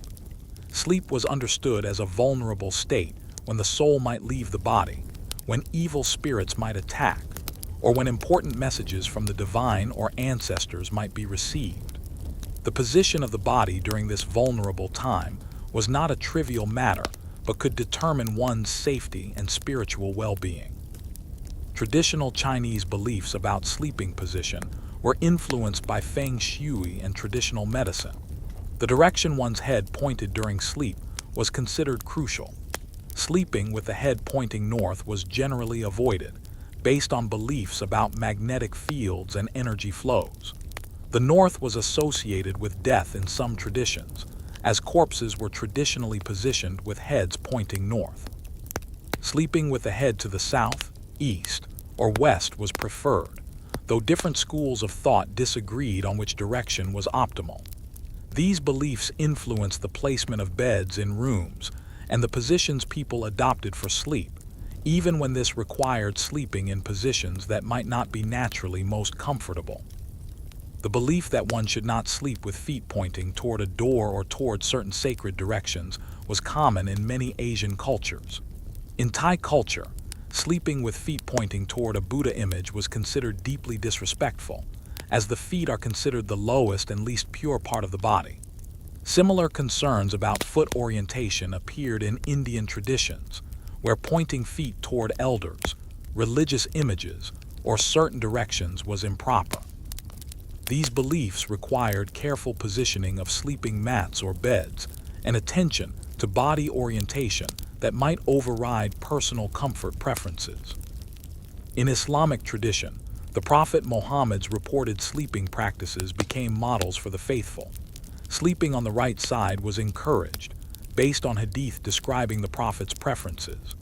The position of the right hand under the cheek while sleeping on the right side was specifically mentioned in some traditions. Sleeping on the stomach was discouraged, as it was called the sleeping position of the people of hell in some hadith. These religious teachings influenced the sleeping positions of Muslims worldwide, with many people making conscious efforts to fall asleep on their right sides, even if they naturally preferred other positions. European folk beliefs about sleeping positions included various superstitions and warnings. Sleeping with one's head at the foot of the bed, reversed from the normal orientation, was sometimes believed to cause nightmares or invite bad luck. Sleeping with arms crossed over the chest resembled the positioning of a corpse and was avoided by some as inviting death or appearing to mock death. Sleeping on one's left side was discouraged in some traditions based on concerns about the heart, which was believed to be on the left side, and might be crushed or strained by this position. The belief that certain sleeping positions could cause pregnancy to end prematurely or harm the developing fetus has appeared in many cultures. Pregnant women were often given elaborate instructions about proper sleeping positions, which varied considerably across cultures but universally reflected anxiety about protecting the vulnerable unborn child. Some traditions warned against sleeping on the back during pregnancy, others against sleeping on the stomach, and still others against sleeping on the right side. Modern medical advice about optimal sleeping positions during pregnancy represents a scientific approach to concerns that have ancient roots. Beliefs about sleeping position and death appeared in many cultures. The resemblance between sleep and death made sleeping position a matter of symbolic significance. In some European traditions, dying people were positioned sitting up or propped at an angle to ease their passage from life, and the same position was sometimes adopted for sleep by those who feared death. The Victorian practice of photographing deceased individuals positioned as if sleeping reflected the cultural association between sleep and death, and this association influenced some people's preferences for or avoidance of certain sleeping positions. The evil eye and other forms of malevolent supernatural attention were believed in many cultures to threaten sleepers. Various protective measures involving sleeping position were employed. Sleeping facing a wall rather than facing outward into a room might protect against evil spirits. Sleeping with sacred objects nearby, positioned in specific relationships to the sleeping body, offered protection in various traditions. The direction one faced during sleep could determine susceptibility to supernatural attack, with some directions considered safer than others based on local cosmological beliefs. Dreams and their interpretation often involved consideration of sleeping position. In some traditions, the position in which one fell asleep was believed to influence the type of dreams one would have or the likelihood of remembering dreams. Sleeping on the back might invite prophetic dreams in some belief systems, while sleeping on the stomach might cause troubling or confusing dreams. People who wish to encourage specific types of dreams might deliberately adopt particular sleeping positions as a form of dream incubation. The belief that sleeping position could affect one's personality, fortune, or character appeared in various forms. Palmistry and other divination systems sometimes included interpretation of sleeping positions as revealing character traits. People who slept in sprawling positions might be judged as lacking discipline or self-control, while those who slept in contained, controlled positions might be seen as disciplined, but perhaps overly rigid. These interpretations reflected and reinforced cultural values about proper behavior and self-presentation, extending the need to maintain proper deportment, even into the vulnerability of sleep. Gender and sleeping position intersected in various ways across cultures. Women were often subject to more restrictions and expectations about proper sleeping positions than men. Modesty concerns meant that women were expected to sleep in positions, and with coverings that maintained propriety even in sleep. Young unmarried women in some cultures were instructed to sleep in specific positions believed to protect their virginity or reputation. These gendered expectations about sleeping position reflected broader patterns of controlling female bodies and sexuality. The transition from childhood to adulthood sometimes involved changes in permitted or expected sleeping positions. Children might be allowed to sleep in positions considered improper for adults, such as sprawling or in jumbled arrangements with siblings. The adoption of more controlled, adult sleeping positions was part of the maturation process and demonstrated one's development of proper self-discipline and social awareness. In some cultures, specific coming-of-age rituals included instruction about proper adult sleeping positions and practices. Military and monastic traditions developed elaborate rules about proper sleeping positions as part of their broader systems of discipline. Soldiers were expected to sleep in prescribed positions, that allowed quick rising and maintained unit cohesion. Monks and nuns in some orders followed rules about sleeping position derived from their founders' teachings or from interpretations of scripture. The ability to maintain prescribed sleeping positions, even in sleep, demonstrated dedication and discipline, and deviation from proper positions might be seen as spiritual or moral failure. The association between sleeping position and social class appeared in many societies. The wealthy and powerful were expected to maintain dignity even in sleep, avoiding positions considered undignified or animalistic, sprawling, stomach sleeping, or other positions that might be comfortable but appeared crude were avoided by those concerned with maintaining status. Satirical descriptions of people sleeping in ungainly positions often serve to mock their pretensions or highlight their lack of refinement. Conversely, the ability to sleep comfortably in difficult positions might be seen as a marker of hardiness or common origins. Beliefs about sleeping position during illness reflected and shaped medical practices. Different sleeping positions were prescribed for different ailments, based on humoral theory, folk medicine, or later scientific understanding. The sick were positioned in specific ways thought to promote healing, prevent complications, or ease suffering. Family members caring for the sick monitored and adjusted sleeping positions throughout illness, and the final sleeping position before death held significance in many cultural traditions, as indicating the nature of the person's end and their likely fate in the afterlife. The persistence of cultural beliefs about sleeping position, even in the face of contradictory scientific evidence, reveals how deeply embedded these practices are in cultural identity and religious understanding. Many people continue to follow traditional sleeping position practices, not because they believe in the original supernatural rationale, but because these practices connect them to their heritage and cultural community. The sleeping position becomes a form of cultural performance, enacted nightly in the most private of spaces, linking the individual to generations of ancestors who slept in the same way. Chapter 10. The peculiar sleeping arrangements of various professions. Throughout history, certain professions and occupations developed unique sleeping arrangements and positions adapted to their particular circumstances. These specialized sleeping practices reveal how work shaped rest, and how people adapted their bodies and expectations to the demands of their livelihoods. Sailors and maritime workers faced perhaps the most distinctive sleeping challenges of any profession.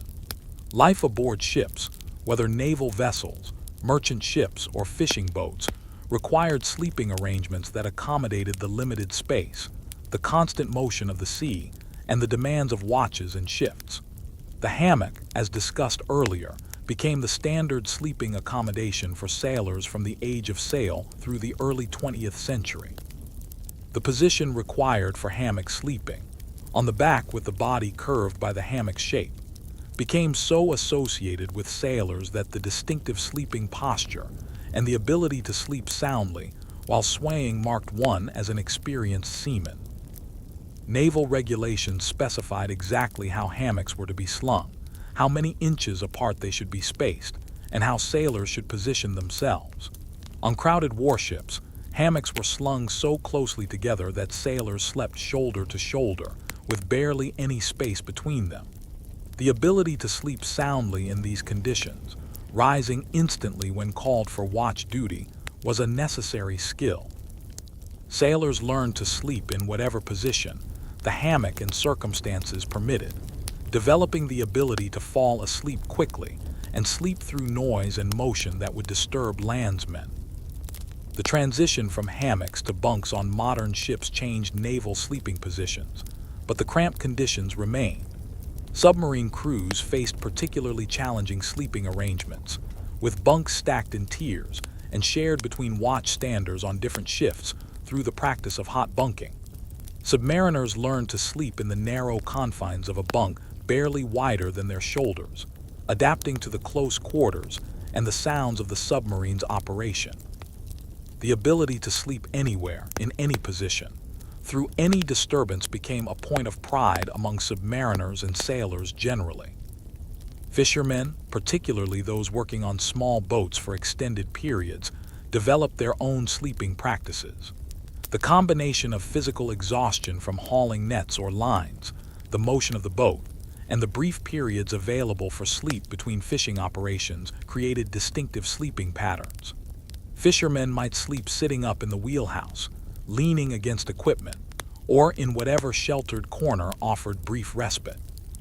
The sleeping position mattered less than the ability to grab sleep whenever possible and wake instantly when needed. Lighthouse keepers, spending extended periods in isolated towers, developed sleeping practices shaped by their duties and environment. The need to maintain the light and watch for ships meant interrupted sleep patterns, with keepers rising periodically through the night to tend the lamp. Some lighthouse keepers slept in beds, but others learned to sleep in chairs positioned where they could monitor the light, developing the ability to sleep while remaining semi-aware of their duties. The isolation and regular routine of lighthouse keeping created sleeping patterns that mixed elements of normal household sleep with the vigilance required by the keeper's responsibilities. Shepherds and herders who spent extended periods in remote areas with their flocks developed sleeping arrangements adapted to outdoor life and the need to protect animals from predators.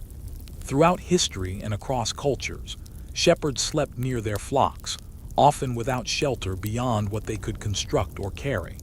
Sleeping positions adapted to sleeping on the ground, often in positions that allowed quick response to disturbances. The shepherd's sleep had to be light enough to wake at sounds of danger, but deep enough to provide rest after days of walking and tending animals.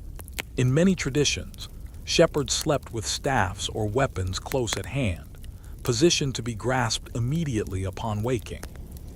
Miners faced unique sleeping challenges both during work and in their rest periods. In some mining operations, particularly in isolated areas, miners slept in barracks or boarding houses near the mines. The physical exhaustion of mining labor meant that miners could sleep soundly despite uncomfortable conditions, and mining communities developed reputations for the ability of miners to sleep through considerable noise and disturbance. However, the dangers of mining and the prevalence of respiratory problems from dust exposure meant that sleeping position could be a matter of health. Miners with lung disease often found breathing easier when sleeping propped up, and mining towns, hospitals, and boarding houses accommodated these needs. In some historical mining operations, particularly in dangerous or temporary mines, workers slept underground in the mines themselves during extended shifts. Sleeping in mines required positions adapted to the cramped spaces, hard surfaces, and damp conditions. Miners learned to sleep sitting against tunnel walls, lying on narrow ledges, or in whatever position the mining environment permitted. The darkness of the mine, the sounds of water dripping and timbers creaking, and the awareness of being underground created a sleeping environment unlike any other occupation. Agricultural workers across history have adapted their sleeping to the rhythms of seasonal labor. During harvest periods, workers might sleep in fields or barns, near the crops they were gathering, to maximize working hours and minimize travel time. The sleeping positions adopted in these temporary circumstances, on hay piles, under wagons, in haystacks, were dictated by available materials and shelter. The ability to sleep quickly and deeply during brief rest periods, then wake to resume intense physical labor, was essential. Different agricultural regions and crops created different sleeping patterns and positions, but all shared the need to adapt rest to the demands of seasonal work. Nomadic herders across various cultures developed sleeping practices adapted to life on the move. The need to follow herds across vast distances meant that sleeping arrangements had to be portable and quickly established. Sleeping on the ground under simple shelters or in the open air was normal, with sleeping positions adapted to provide warmth, shelter from weather, and quick response to threats to the herd. The herder's ability to sleep lightly, while remaining aware of the herd's sounds and movements was essential to their work. Soldiers throughout history faced widely varying sleeping conditions depending on campaign circumstances, historical period, and military culture. In garrison or barracks, soldiers slept in organized arrangements with defined protocols. On campaign, soldiers slept wherever circumstances permitted, in tents when available, under wagons or artillery pieces, in trenches, or simply lying on the ground wrapped in available covering. The exhaustion of forced marches and battle meant that soldiers could sleep in almost any position and any conditions, a fact repeatedly noted in military memoirs and accounts. Soldiers throughout history faced widely varying sleeping conditions depending on campaign circumstances, historical period, and military culture. In garrison or barracks, soldiers slept in organized arrangements with defined protocols. On campaign, soldiers slept wherever circumstances permitted, in tents when available, under wagons or artillery pieces, in trenches, or simply lying on the ground wrapped in available covering. The exhaustion of forced marches and battle meant that soldiers could sleep in almost any position and any conditions, a fact repeatedly noted in military memoirs and accounts. Trench warfare during World War I created particularly horrific sleeping conditions. Soldiers in trenches slept sitting against trench walls, standing in dugouts, or lying in mud when circumstances permitted. The sleeping positions adopted in trenches were determined by the available space, the need to remain below the level of enemy fire, and the omnipresent mud and water. Soldiers learned to sleep while standing, leaning against supports, or in crouched positions that would seem impossible to anyone who had not experienced the exhaustion of combat.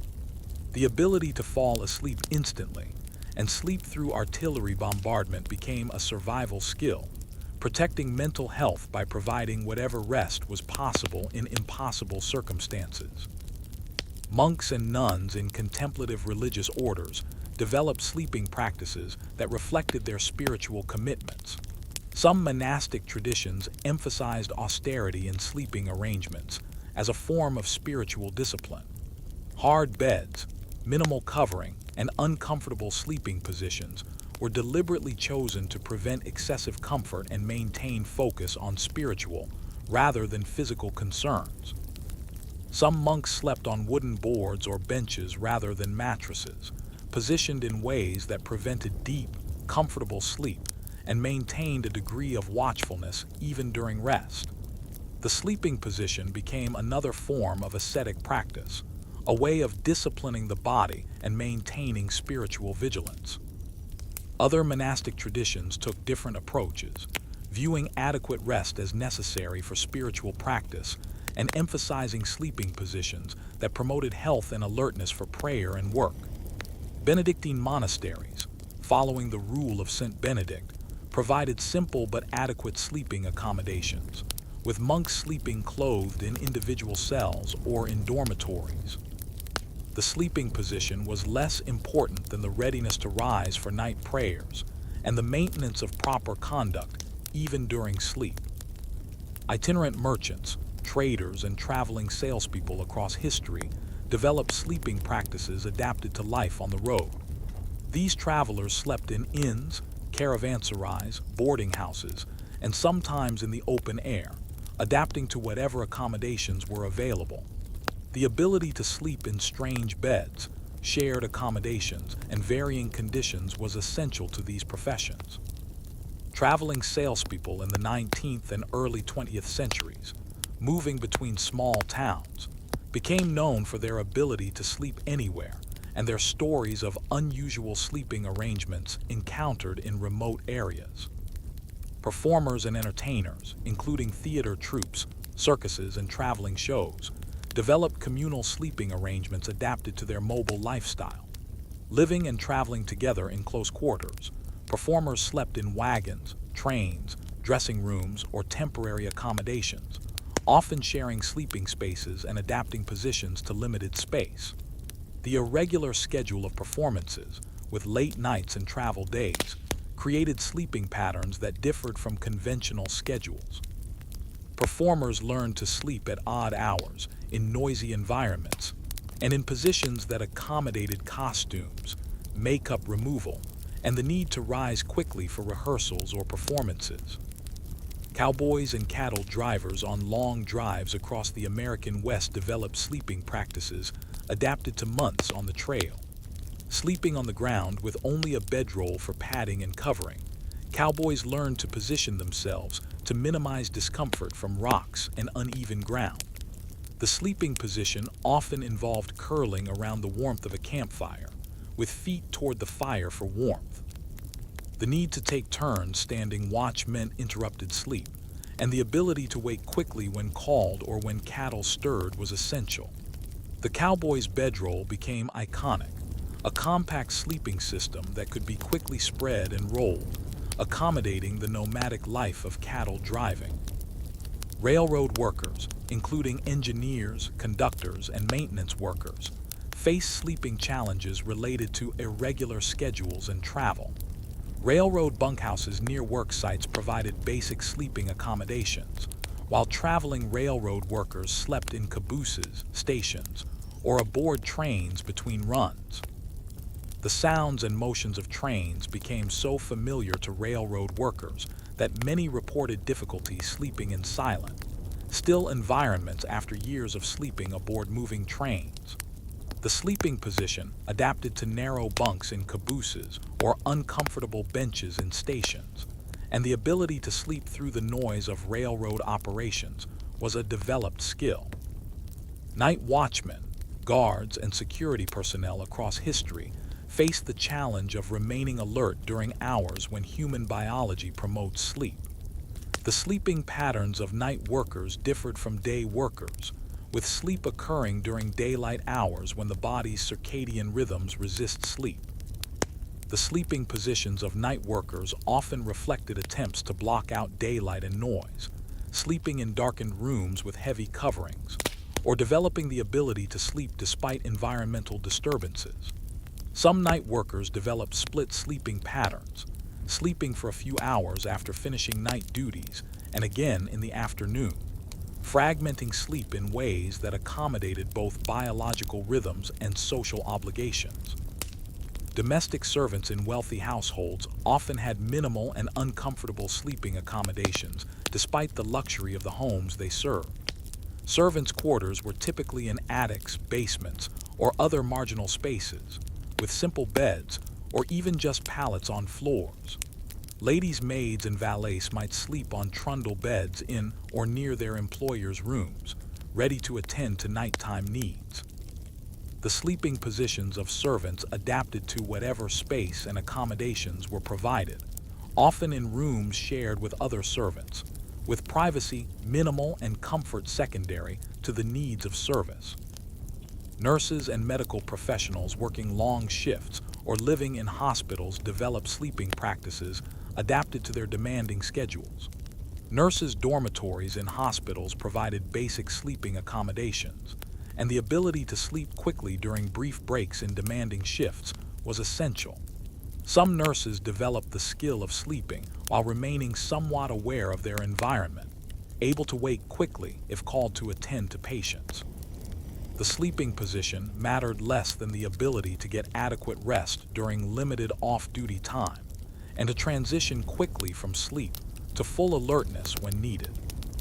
Factory workers during the industrial era often lived in boarding houses or tenements near factories, with sleeping arrangements that accommodated shift work and the demands of industrial schedules. The noise of nearby factories, the irregular hours of shift work, and the crowded conditions of working-class housing created sleeping environments that required adaptation. Workers on night shifts struggled to sleep during daylight hours in homes that remained active with other family members' activities. The sleeping positions adopted in these circumstances reflected attempts to find rest in difficult environments, using whatever methods worked to block out noise and light. Prisoners throughout history have been subject to sleeping arrangements imposed by incarceration, often deliberately uncomfortable as part of punishment. Prison sleeping arrangements ranged from hammocks in early modern hulks and transport ships, to planks or hard bunks in 19th century prisons, to the narrow bunks of modern correctional facilities. The sleeping position in prison was constrained by the provided accommodations and by security regulations that might specify acceptable sleeping positions or require prisoners to be visible to guards throughout the night. The psychological stress of incarceration affected sleep, and the ability to sleep despite anxiety, noise from other prisoners, and uncomfortable conditions was a challenge for many incarcerated people. Explorers and adventurers in extreme environments developed sleeping practices adapted to cold, altitude, heat, or other challenging conditions. Arctic and Antarctic explorers slept in sleeping bags inside tents, positioned to share body heat and protect against deadly cold. The sleeping position might be constrained by the need to keep extremities warm, share space in a small tent, and minimize exposure to cold air. At high altitudes, mountaineers face the additional challenge of sleeping while experiencing hypoxia, which disrupts sleep architecture and makes restful sleep difficult. The sleeping positions adopted at altitude often involved propping up to ease breathing, as lying flat could worsen altitude-related breathing difficulties. Desert travelers across history developed sleeping practices adapted to extreme heat during the day and cold at night. Sleeping during the hottest part of the day, when travel was impossible, required positions that minimized sun exposure and maximized whatever shade was available. Sleeping at night in the desert cold required positions that conserved body heat, often involving wrapping in available textiles and curling into compact positions. The hard, sometimes rocky ground of desert environments meant that sleeping positions had to accommodate an unforgiving surface, and the choice of sleeping location could mean the difference between rest and misery. Chapter 11: Children's Sleeping Positions Through History. The sleeping positions and arrangements for children throughout history reveal much about cultural attitudes toward childhood, beliefs about child development, and practical considerations of family life. Children's sleeping practices have varied enormously across cultures and time periods, shaped by factors ranging from infant mortality rates to beliefs about child rearing, to simple economic necessity. In many historical periods and cultures, infants slept in close physical contact with mothers or other caregivers. This practice, now often called co-sleeping or bed sharing, was nearly universal in pre-modern societies and continues in many cultures today. The sleeping position of infants who co-slept was typically on their sides, curled against the mother's body, positioned to allow nighttime nursing without fully waking. This arrangement provided warmth, enabled responsive feeding, and may have helped regulate the infant's breathing and heart rate through proximity to the parent's body. However, the practice of infant co-sleeping also carried risks, particularly the danger of overlaying, where an adult sleeping partner might accidentally roll onto and suffocate the infant. This risk was recognized in historical periods, and various devices were developed to prevent it. Arcuccio, a wooden frame used in medieval and Renaissance Italy, protected the infant by creating a protective arch over the baby while allowing the mother to sleep nearby. Similar protective devices appeared in other cultures. Despite these dangers, co-sleeping remained common because it was practical in homes that lacked separate sleeping spaces, and because it facilitated infant care during the night. In wealthy European families from the medieval period onward, infants often slept in cradles positioned near the parent's bed. The cradle allowed the infant to sleep separately, while remaining close enough for the mother or a nurse to attend quickly to the baby's needs. The rocking motion of the cradle was believed to soothe infants and promote sleep. The sleeping position of infants in cradles was typically on the back or side, though practices varied across time and place. Swaddling, the practice of wrapping infants tightly in cloth, was nearly universal in European cultures and many others, and swaddled infants were placed in cradles in positions that maintained the tight wrapping. The practice of swaddling affected infant sleeping positions significantly. Swaddled infants could not move their arms or legs freely, and the tight binding kept them in whatever position they were placed. Swaddling was believed to promote proper growth, prevent the infant from scratching themselves, and provide a sense of security similar to the womb's confinement. However, tight swaddling also restricted breathing and movement, and the practice gradually declined in Western cultures during the 18th and 19th centuries as medical opinion turned against it.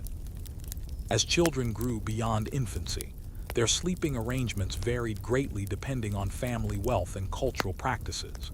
In families of limited means, children typically shared beds with siblings, parents, or other family members. The sleeping positions in these shared arrangements adapted to the number of people sharing the bed and the bed size. Young children might sleep crosswise at the foot of a bed, while parents slept along the bed's length. Older children might share beds with siblings, positioned head to toe to maximize space. These sleeping arrangements taught children to accommodate others' needs, sleep despite disturbance, and adapt their sleeping positions to available space. In wealthier families, children might have separate beds or even separate rooms, though this was uncommon until relatively recent times. Even wealthy children often shared rooms with siblings, and separate sleeping spaces for each child were a luxury available only to the very wealthy. The provision of separate sleeping spaces for children became more common during the 19th century, as houses grew larger and ideas about childhood development emphasized the importance of individual space and privacy. Boarding schools developed institutional sleeping arrangements for children that reflected contemporary beliefs about discipline, health, and proper development. In 19th century boarding schools, children slept in dormitories with rows of beds, supervised by adult monitors. The sleeping positions permitted to children were often regulated, with rules about acceptable sleeping positions and behaviors. Children were expected to sleep quietly, remain in their assigned beds, and adopt proper sleeping positions that demonstrated self-control and discipline. The enforcement of sleeping regulations was part of the broader project of shaping children's character and teaching obedience to authority. Orphanages and children's institutions developed sleeping arrangements that reflected both economic constraints and institutional philosophies. In many orphanages, children slept in large dormitories with minimal space per child. The sleeping positions were constrained by crowding and by institutional rules about behavior. Foundling hospitals and institutions for abandoned infants faced particular challenges in providing sleeping accommodations for large numbers of babies. Various systems were developed, including rows of cribs or baskets, and the high mortality rates in such institutions reflected in part the challenges of providing adequate care and sleeping arrangements for many infants with limited staff. Different cultural traditions surrounding children's sleep included varied beliefs about proper sleeping positions for children. In some cultures, infants were believed to need their heads shaped during early development, and sleeping positions and the use of cradle boards or head binding practices reflected these beliefs. In some Native American cultures, cradle boards provided a safe and portable sleeping and carrying system for infants, positioning the baby securely for sleep while allowing the mother to work or travel. The sleeping position on a cradle board was on the back, with the body securely laced into the board.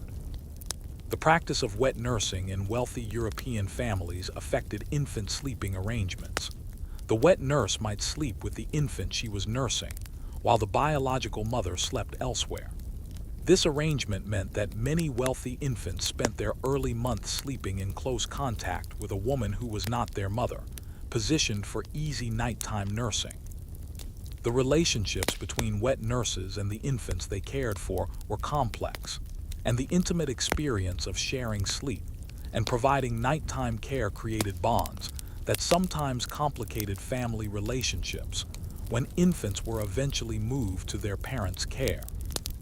As children grew older, Their sleeping positions and arrangements reflected their increasing independence and social awareness. Adolescent children in many cultures faced new rules and expectations about sleeping arrangements as they approached sexual maturity. Separation by gender became more important, with adolescent boys and girls sleeping separately even in families where younger children shared sleeping spaces regardless of gender. The sleeping positions of adolescents might be monitored or regulated more closely than those of younger children, reflecting concerns about sexuality and proper behavior. Summertime sleeping arrangements for children in hot climates often differed from winter arrangements.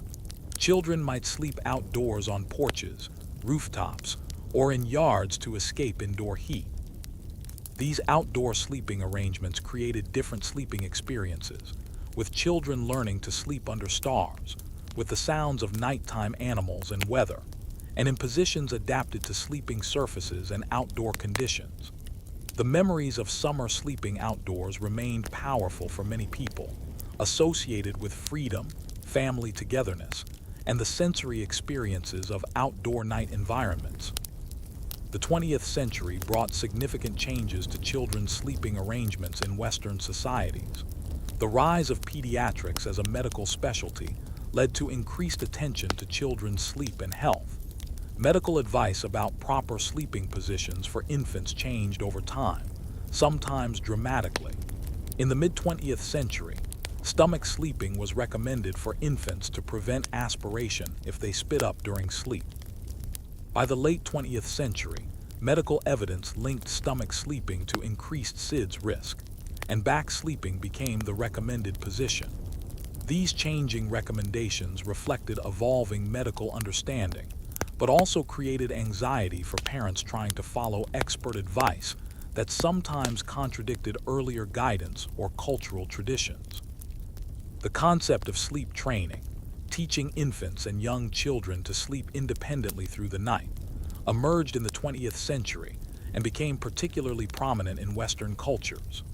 Sleep training often involved positioning infants to sleep alone in cribs in separate rooms, a practice that differed markedly from historical and cross-cultural norms of co-sleeping and close nighttime contact. The debates around sleep training reflected broader tensions about parenting philosophies, cultural values, and competing claims about children's needs and development. Contemporary Western practices of children's sleep emphasize individual sleeping spaces, with each child ideally having their own bed, if not their own room. The sleeping positions recommended for children emphasize safety, with particular attention to preventing suffocation and promoting healthy spinal development. Special mattresses, pillows designed for children, and elaborate bedding systems target the children's market, reflecting contemporary affluence and the cultural priority placed on children's comfort and safety. Yet globally, the majority of children continue to sleep in shared spaces, in close contact with family members, in positions adapted to local conditions and cultural practices that differ greatly from contemporary Western norms. Chapter 12: The Modern Era and Contemporary Sleeping Positions. The late 20th and early 21st centuries have seen continuing evolution in sleeping positions and practices, shaped by advancing technology, changing social patterns, and increasing scientific understanding of sleep. Contemporary sleeping arrangements reflect both continuity with past practices and distinctive features of modern life. The mattress industry has become increasingly sophisticated, offering specialized products for different sleeping positions.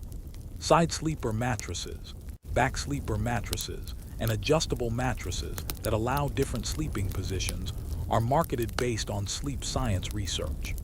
The recognition that different body types and sleeping positions require different support has led to unprecedented variety in available sleeping surfaces. Memory foam, latex, hybrid mattresses, and even high-tech mattresses with temperature control and adjustable firmness offer options that would have been unimaginable to earlier generations. Pillow technology has similarly advanced, with specialty pillows designed for specific sleeping positions. Cervical pillows for back sleepers, thick pillows for side sleepers, thin or no pillows for stomach sleepers, and body pillows that support multiple body areas represent applications of ergonomic and medical knowledge to the sleeping environment. Some pillows include cooling gel, adjustable fill, or ergonomic shapes designed to maintain spinal alignment. The diversity of available pillows reflects recognition that proper head and neck support varies depending on sleeping position and individual anatomy. Adjustable beds, once found primarily in hospitals and medical settings, have become increasingly common in home bedrooms. These beds allow sleepers to elevate the head, raise the feet, or adjust different sections independently, accommodating various sleeping positions and medical needs. People with acid reflux, sleep apnea, or circulation problems can adjust their sleeping position throughout the night using electric controls. Some couples use split adjustable beds that allow each partner to adjust their side independently, accommodating different sleeping position preferences and needs. The phenomenon of smartphones and electronic devices in the bedroom has created new sleeping patterns and positions. Many people now sleep with phones nearby or even in bed, checking devices before sleep and immediately upon waking. Some people sleep holding phones or tablets, or position themselves to view screens while lying in bed. The blue light emitted by screens has been found to disrupt sleep by affecting melatonin production, and the stimulation of screen content can delay sleep onset. The sleeping positions people adopt while using devices before sleep often involve propping up or semi-reclining positions that differ from sleep positions, and the transition from device use to sleep has become part of contemporary sleep routines. Sleep tracking technology has allowed unprecedented monitoring of sleeping positions and movements. Wearable devices and smartphone apps can track sleep stages, movements, and even sleeping positions throughout the night. Smart mattresses and bed sensors provide detailed data about sleep quality, time in different positions, and patterns of movement.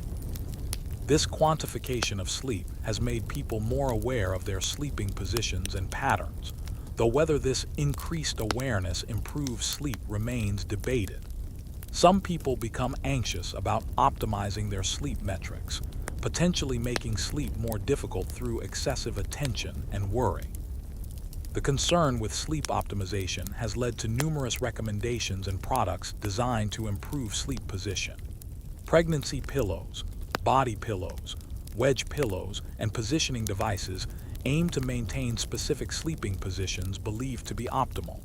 For pregnant women, extensive guidance about optimal sleeping positions, particularly left side sleeping in late pregnancy, reflects medical research on blood flow to the fetus. Special pillows and positioning aids help maintain recommended positions despite discomfort or habitual preferences for other positions. The recognition of positional sleep apnea has led to devices designed to prevent back sleeping in people whose apnea worsens in that position. These range from simple tennis balls sewn into pajama backs to electronic devices that vibrate when sensors detect back sleeping. The goal is to train people to sleep in positions that maintain open airways without the need for more invasive interventions. The effectiveness of positional therapy varies, and some people find the devices and restrictions frustrating, but for some patients, avoiding back sleeping significantly reduces sleep apnea symptoms. Contemporary awareness of sleep hygiene emphasizes creating optimal sleeping environments. Recommendations include cool room temperatures, darkness, quiet, and comfortable bedding. The sleeping position is understood as one factor among many that influences sleep quality. People are encouraged to find positions that maintain spinal alignment, allow easy breathing, and feel comfortable, rather than adhering to rigid rules about proper positions. This individualized approach reflects recognition that optimal sleeping positions vary between people, and that personal comfort and preference matter alongside general principles. The practice of couples sleeping together continues, but with increasing recognition of the challenges it presents. Partners with different sleep schedules, different sleeping position preferences, or problems like snoring that disturb each other's sleep face difficult choices. Some couples choose to sleep in separate beds or even separate rooms, prioritizing sleep quality over the traditional expectation of shared sleep. This choice, sometimes called sleep divorce, carries social stigma in many contexts, as sharing a bed is culturally associated with intimacy and relationship health. However, research suggests that sleep quality often improves with separate sleeping arrangements, and that relationship satisfaction may benefit when both partners are well rested, even if they sleep apart. The COVID-19 pandemic affected sleeping patterns and positions for many people. Lockdowns disrupted routines, increased stress and anxiety, and changed work patterns, all affecting sleep. Working from home blurred boundaries between work and rest spaces, with some people working from bed and finding it harder to maintain separation between work and sleep. The stress of the pandemic caused sleep difficulties for many, manifesting in insomnia, nightmares, and disrupted sleep patterns. Sleeping positions may have changed for some people as stress and anxiety affected physical comfort and sleep quality. Contemporary minimalist movements and interest in simple living have led some people to reconsider elaborate sleeping arrangements. Floor sleeping on futons or thin mattresses, adopted from Japanese practice, appeals to some as a simpler, more portable, and potentially healthier sleeping arrangement. Proponents suggest that firm sleeping surfaces strengthen core muscles and improve spinal alignment, though medical evidence for these claims is mixed.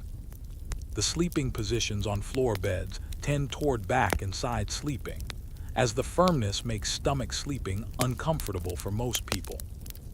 The van life and tiny house movements have created new sleeping challenges as people choose to live in extremely compact spaces. Sleeping arrangements in vans and tiny houses must be space efficient, often involving convertible furniture, lofted beds, or innovative designs. The sleeping positions in these compact spaces adapt to the available room, sometimes involving sleeping in positions constrained by low ceilings or narrow spaces.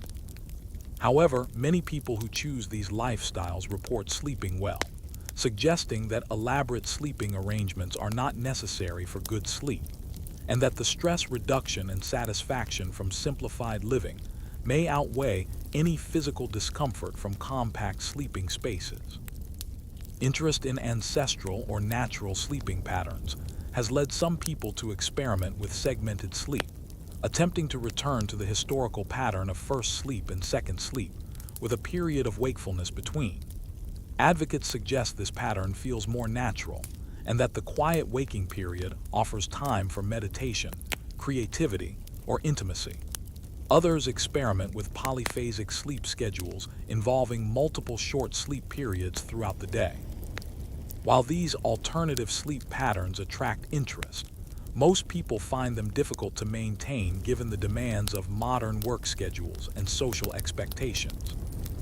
The increasing awareness of the importance of sleep for health has elevated sleeping positions from a trivial concern to a topic of serious attention.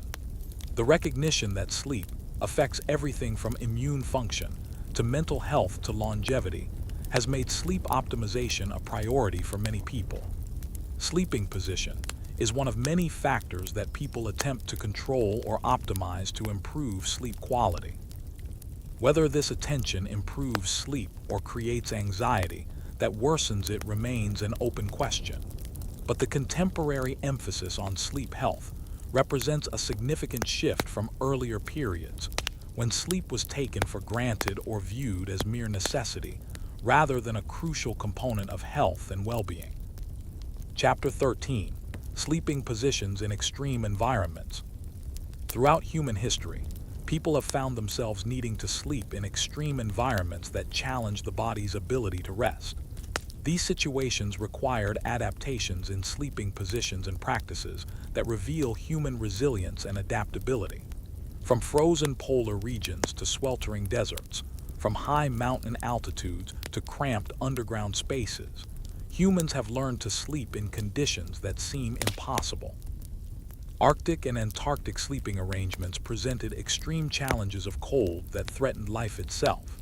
Early polar explorers slept in tents on ice or snow, inside sleeping bags designed to retain body heat. The sleeping position in Arctic conditions typically involved curling into a compact fetal position to minimize heat loss, keeping hands and feet tucked close to the body core.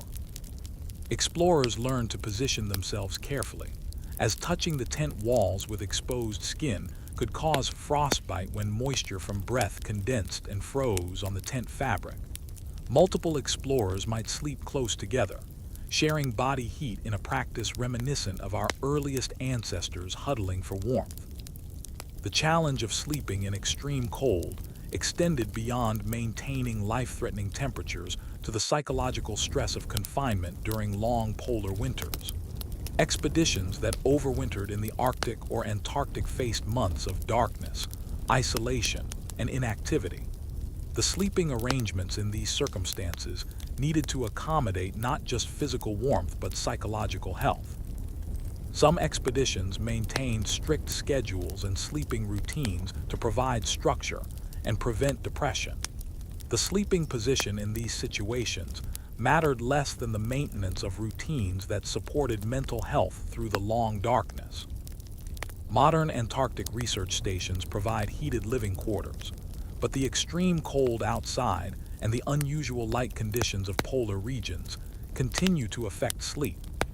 The absence of natural light-dark cycles during polar summer and winter disrupts circadian rhythms, and researchers sleeping at Antarctic stations often struggle with sleep difficulties despite comfortable sleeping conditions.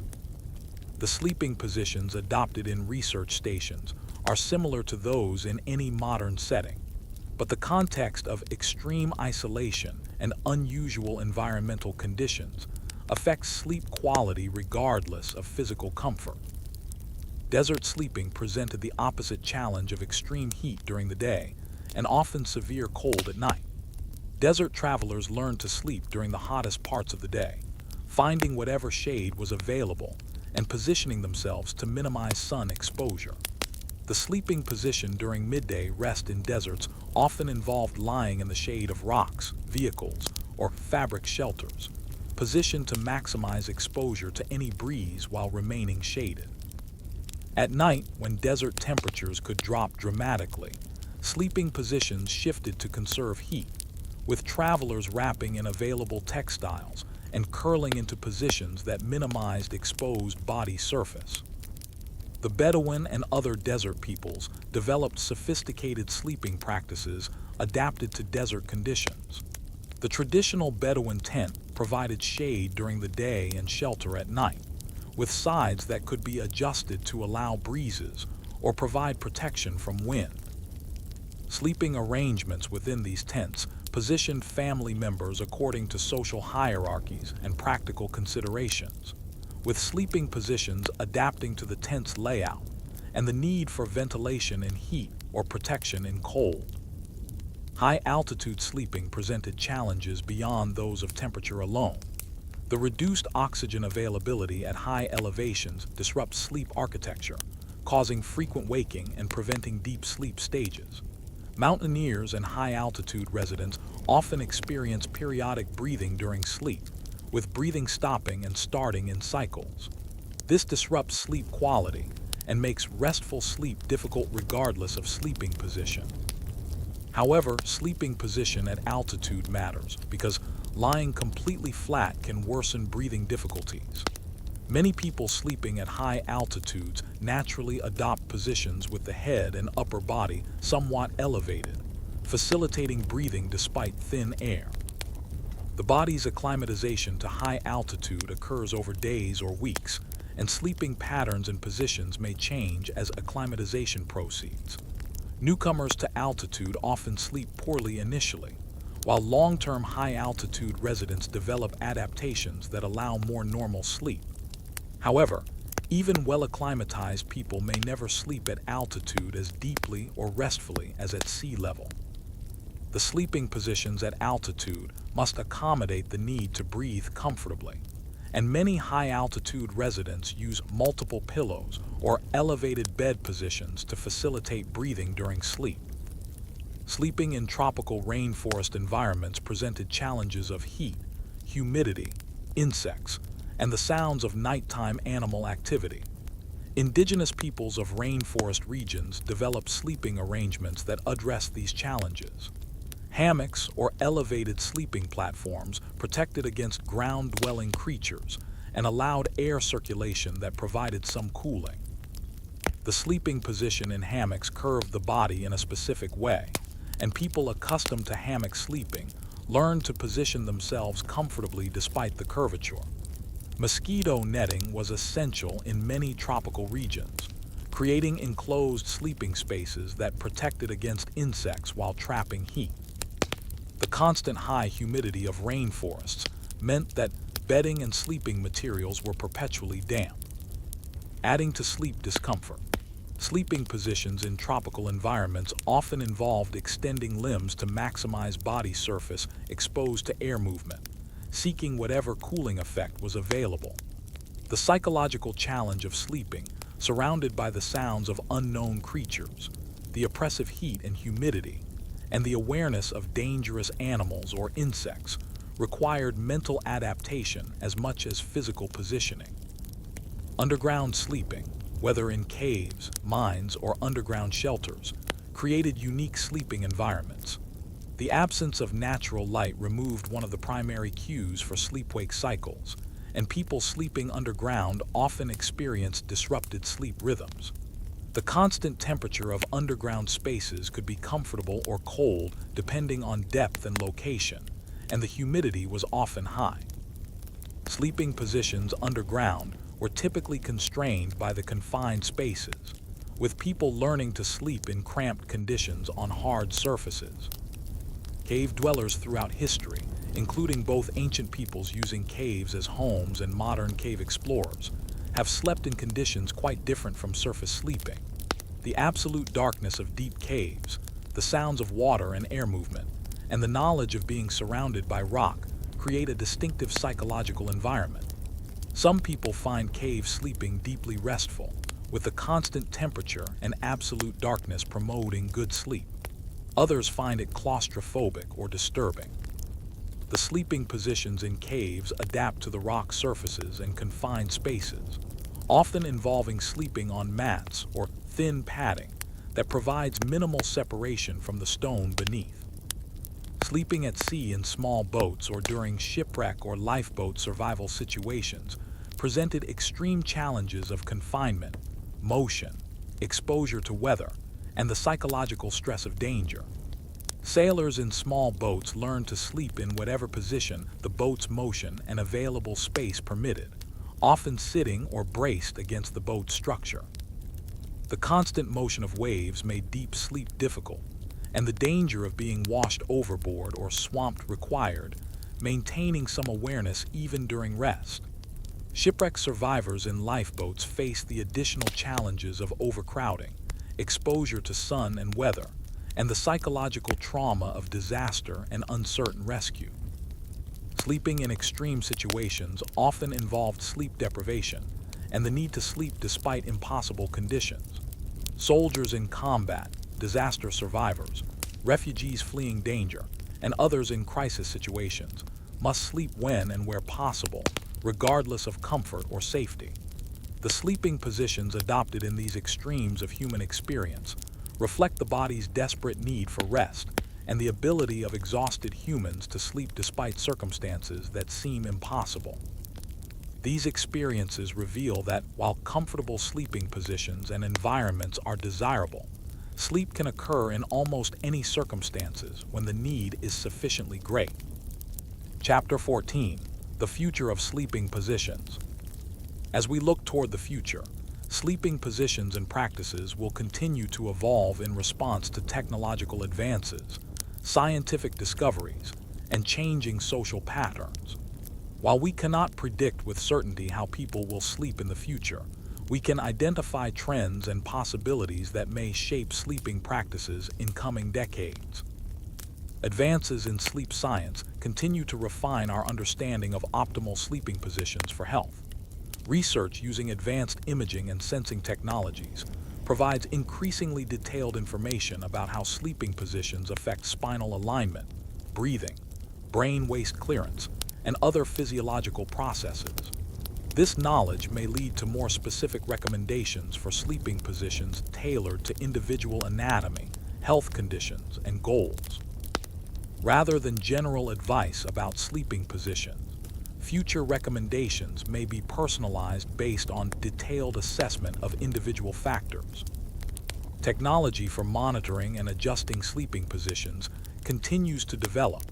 Smart mattresses that automatically adjust firmness and position in response to sensors that detect body pressure, movement, and sleep stages represent one direction of development. These systems could theoretically maintain optimal sleeping positions throughout the night by making continuous micro-adjustments that support proper alignment and comfort. Whether such elaborate technological intervention improves sleep or creates its own problems remains to be determined through experience and research. Virtual reality and augmented reality technologies may affect sleeping environments and experiences in unexpected ways.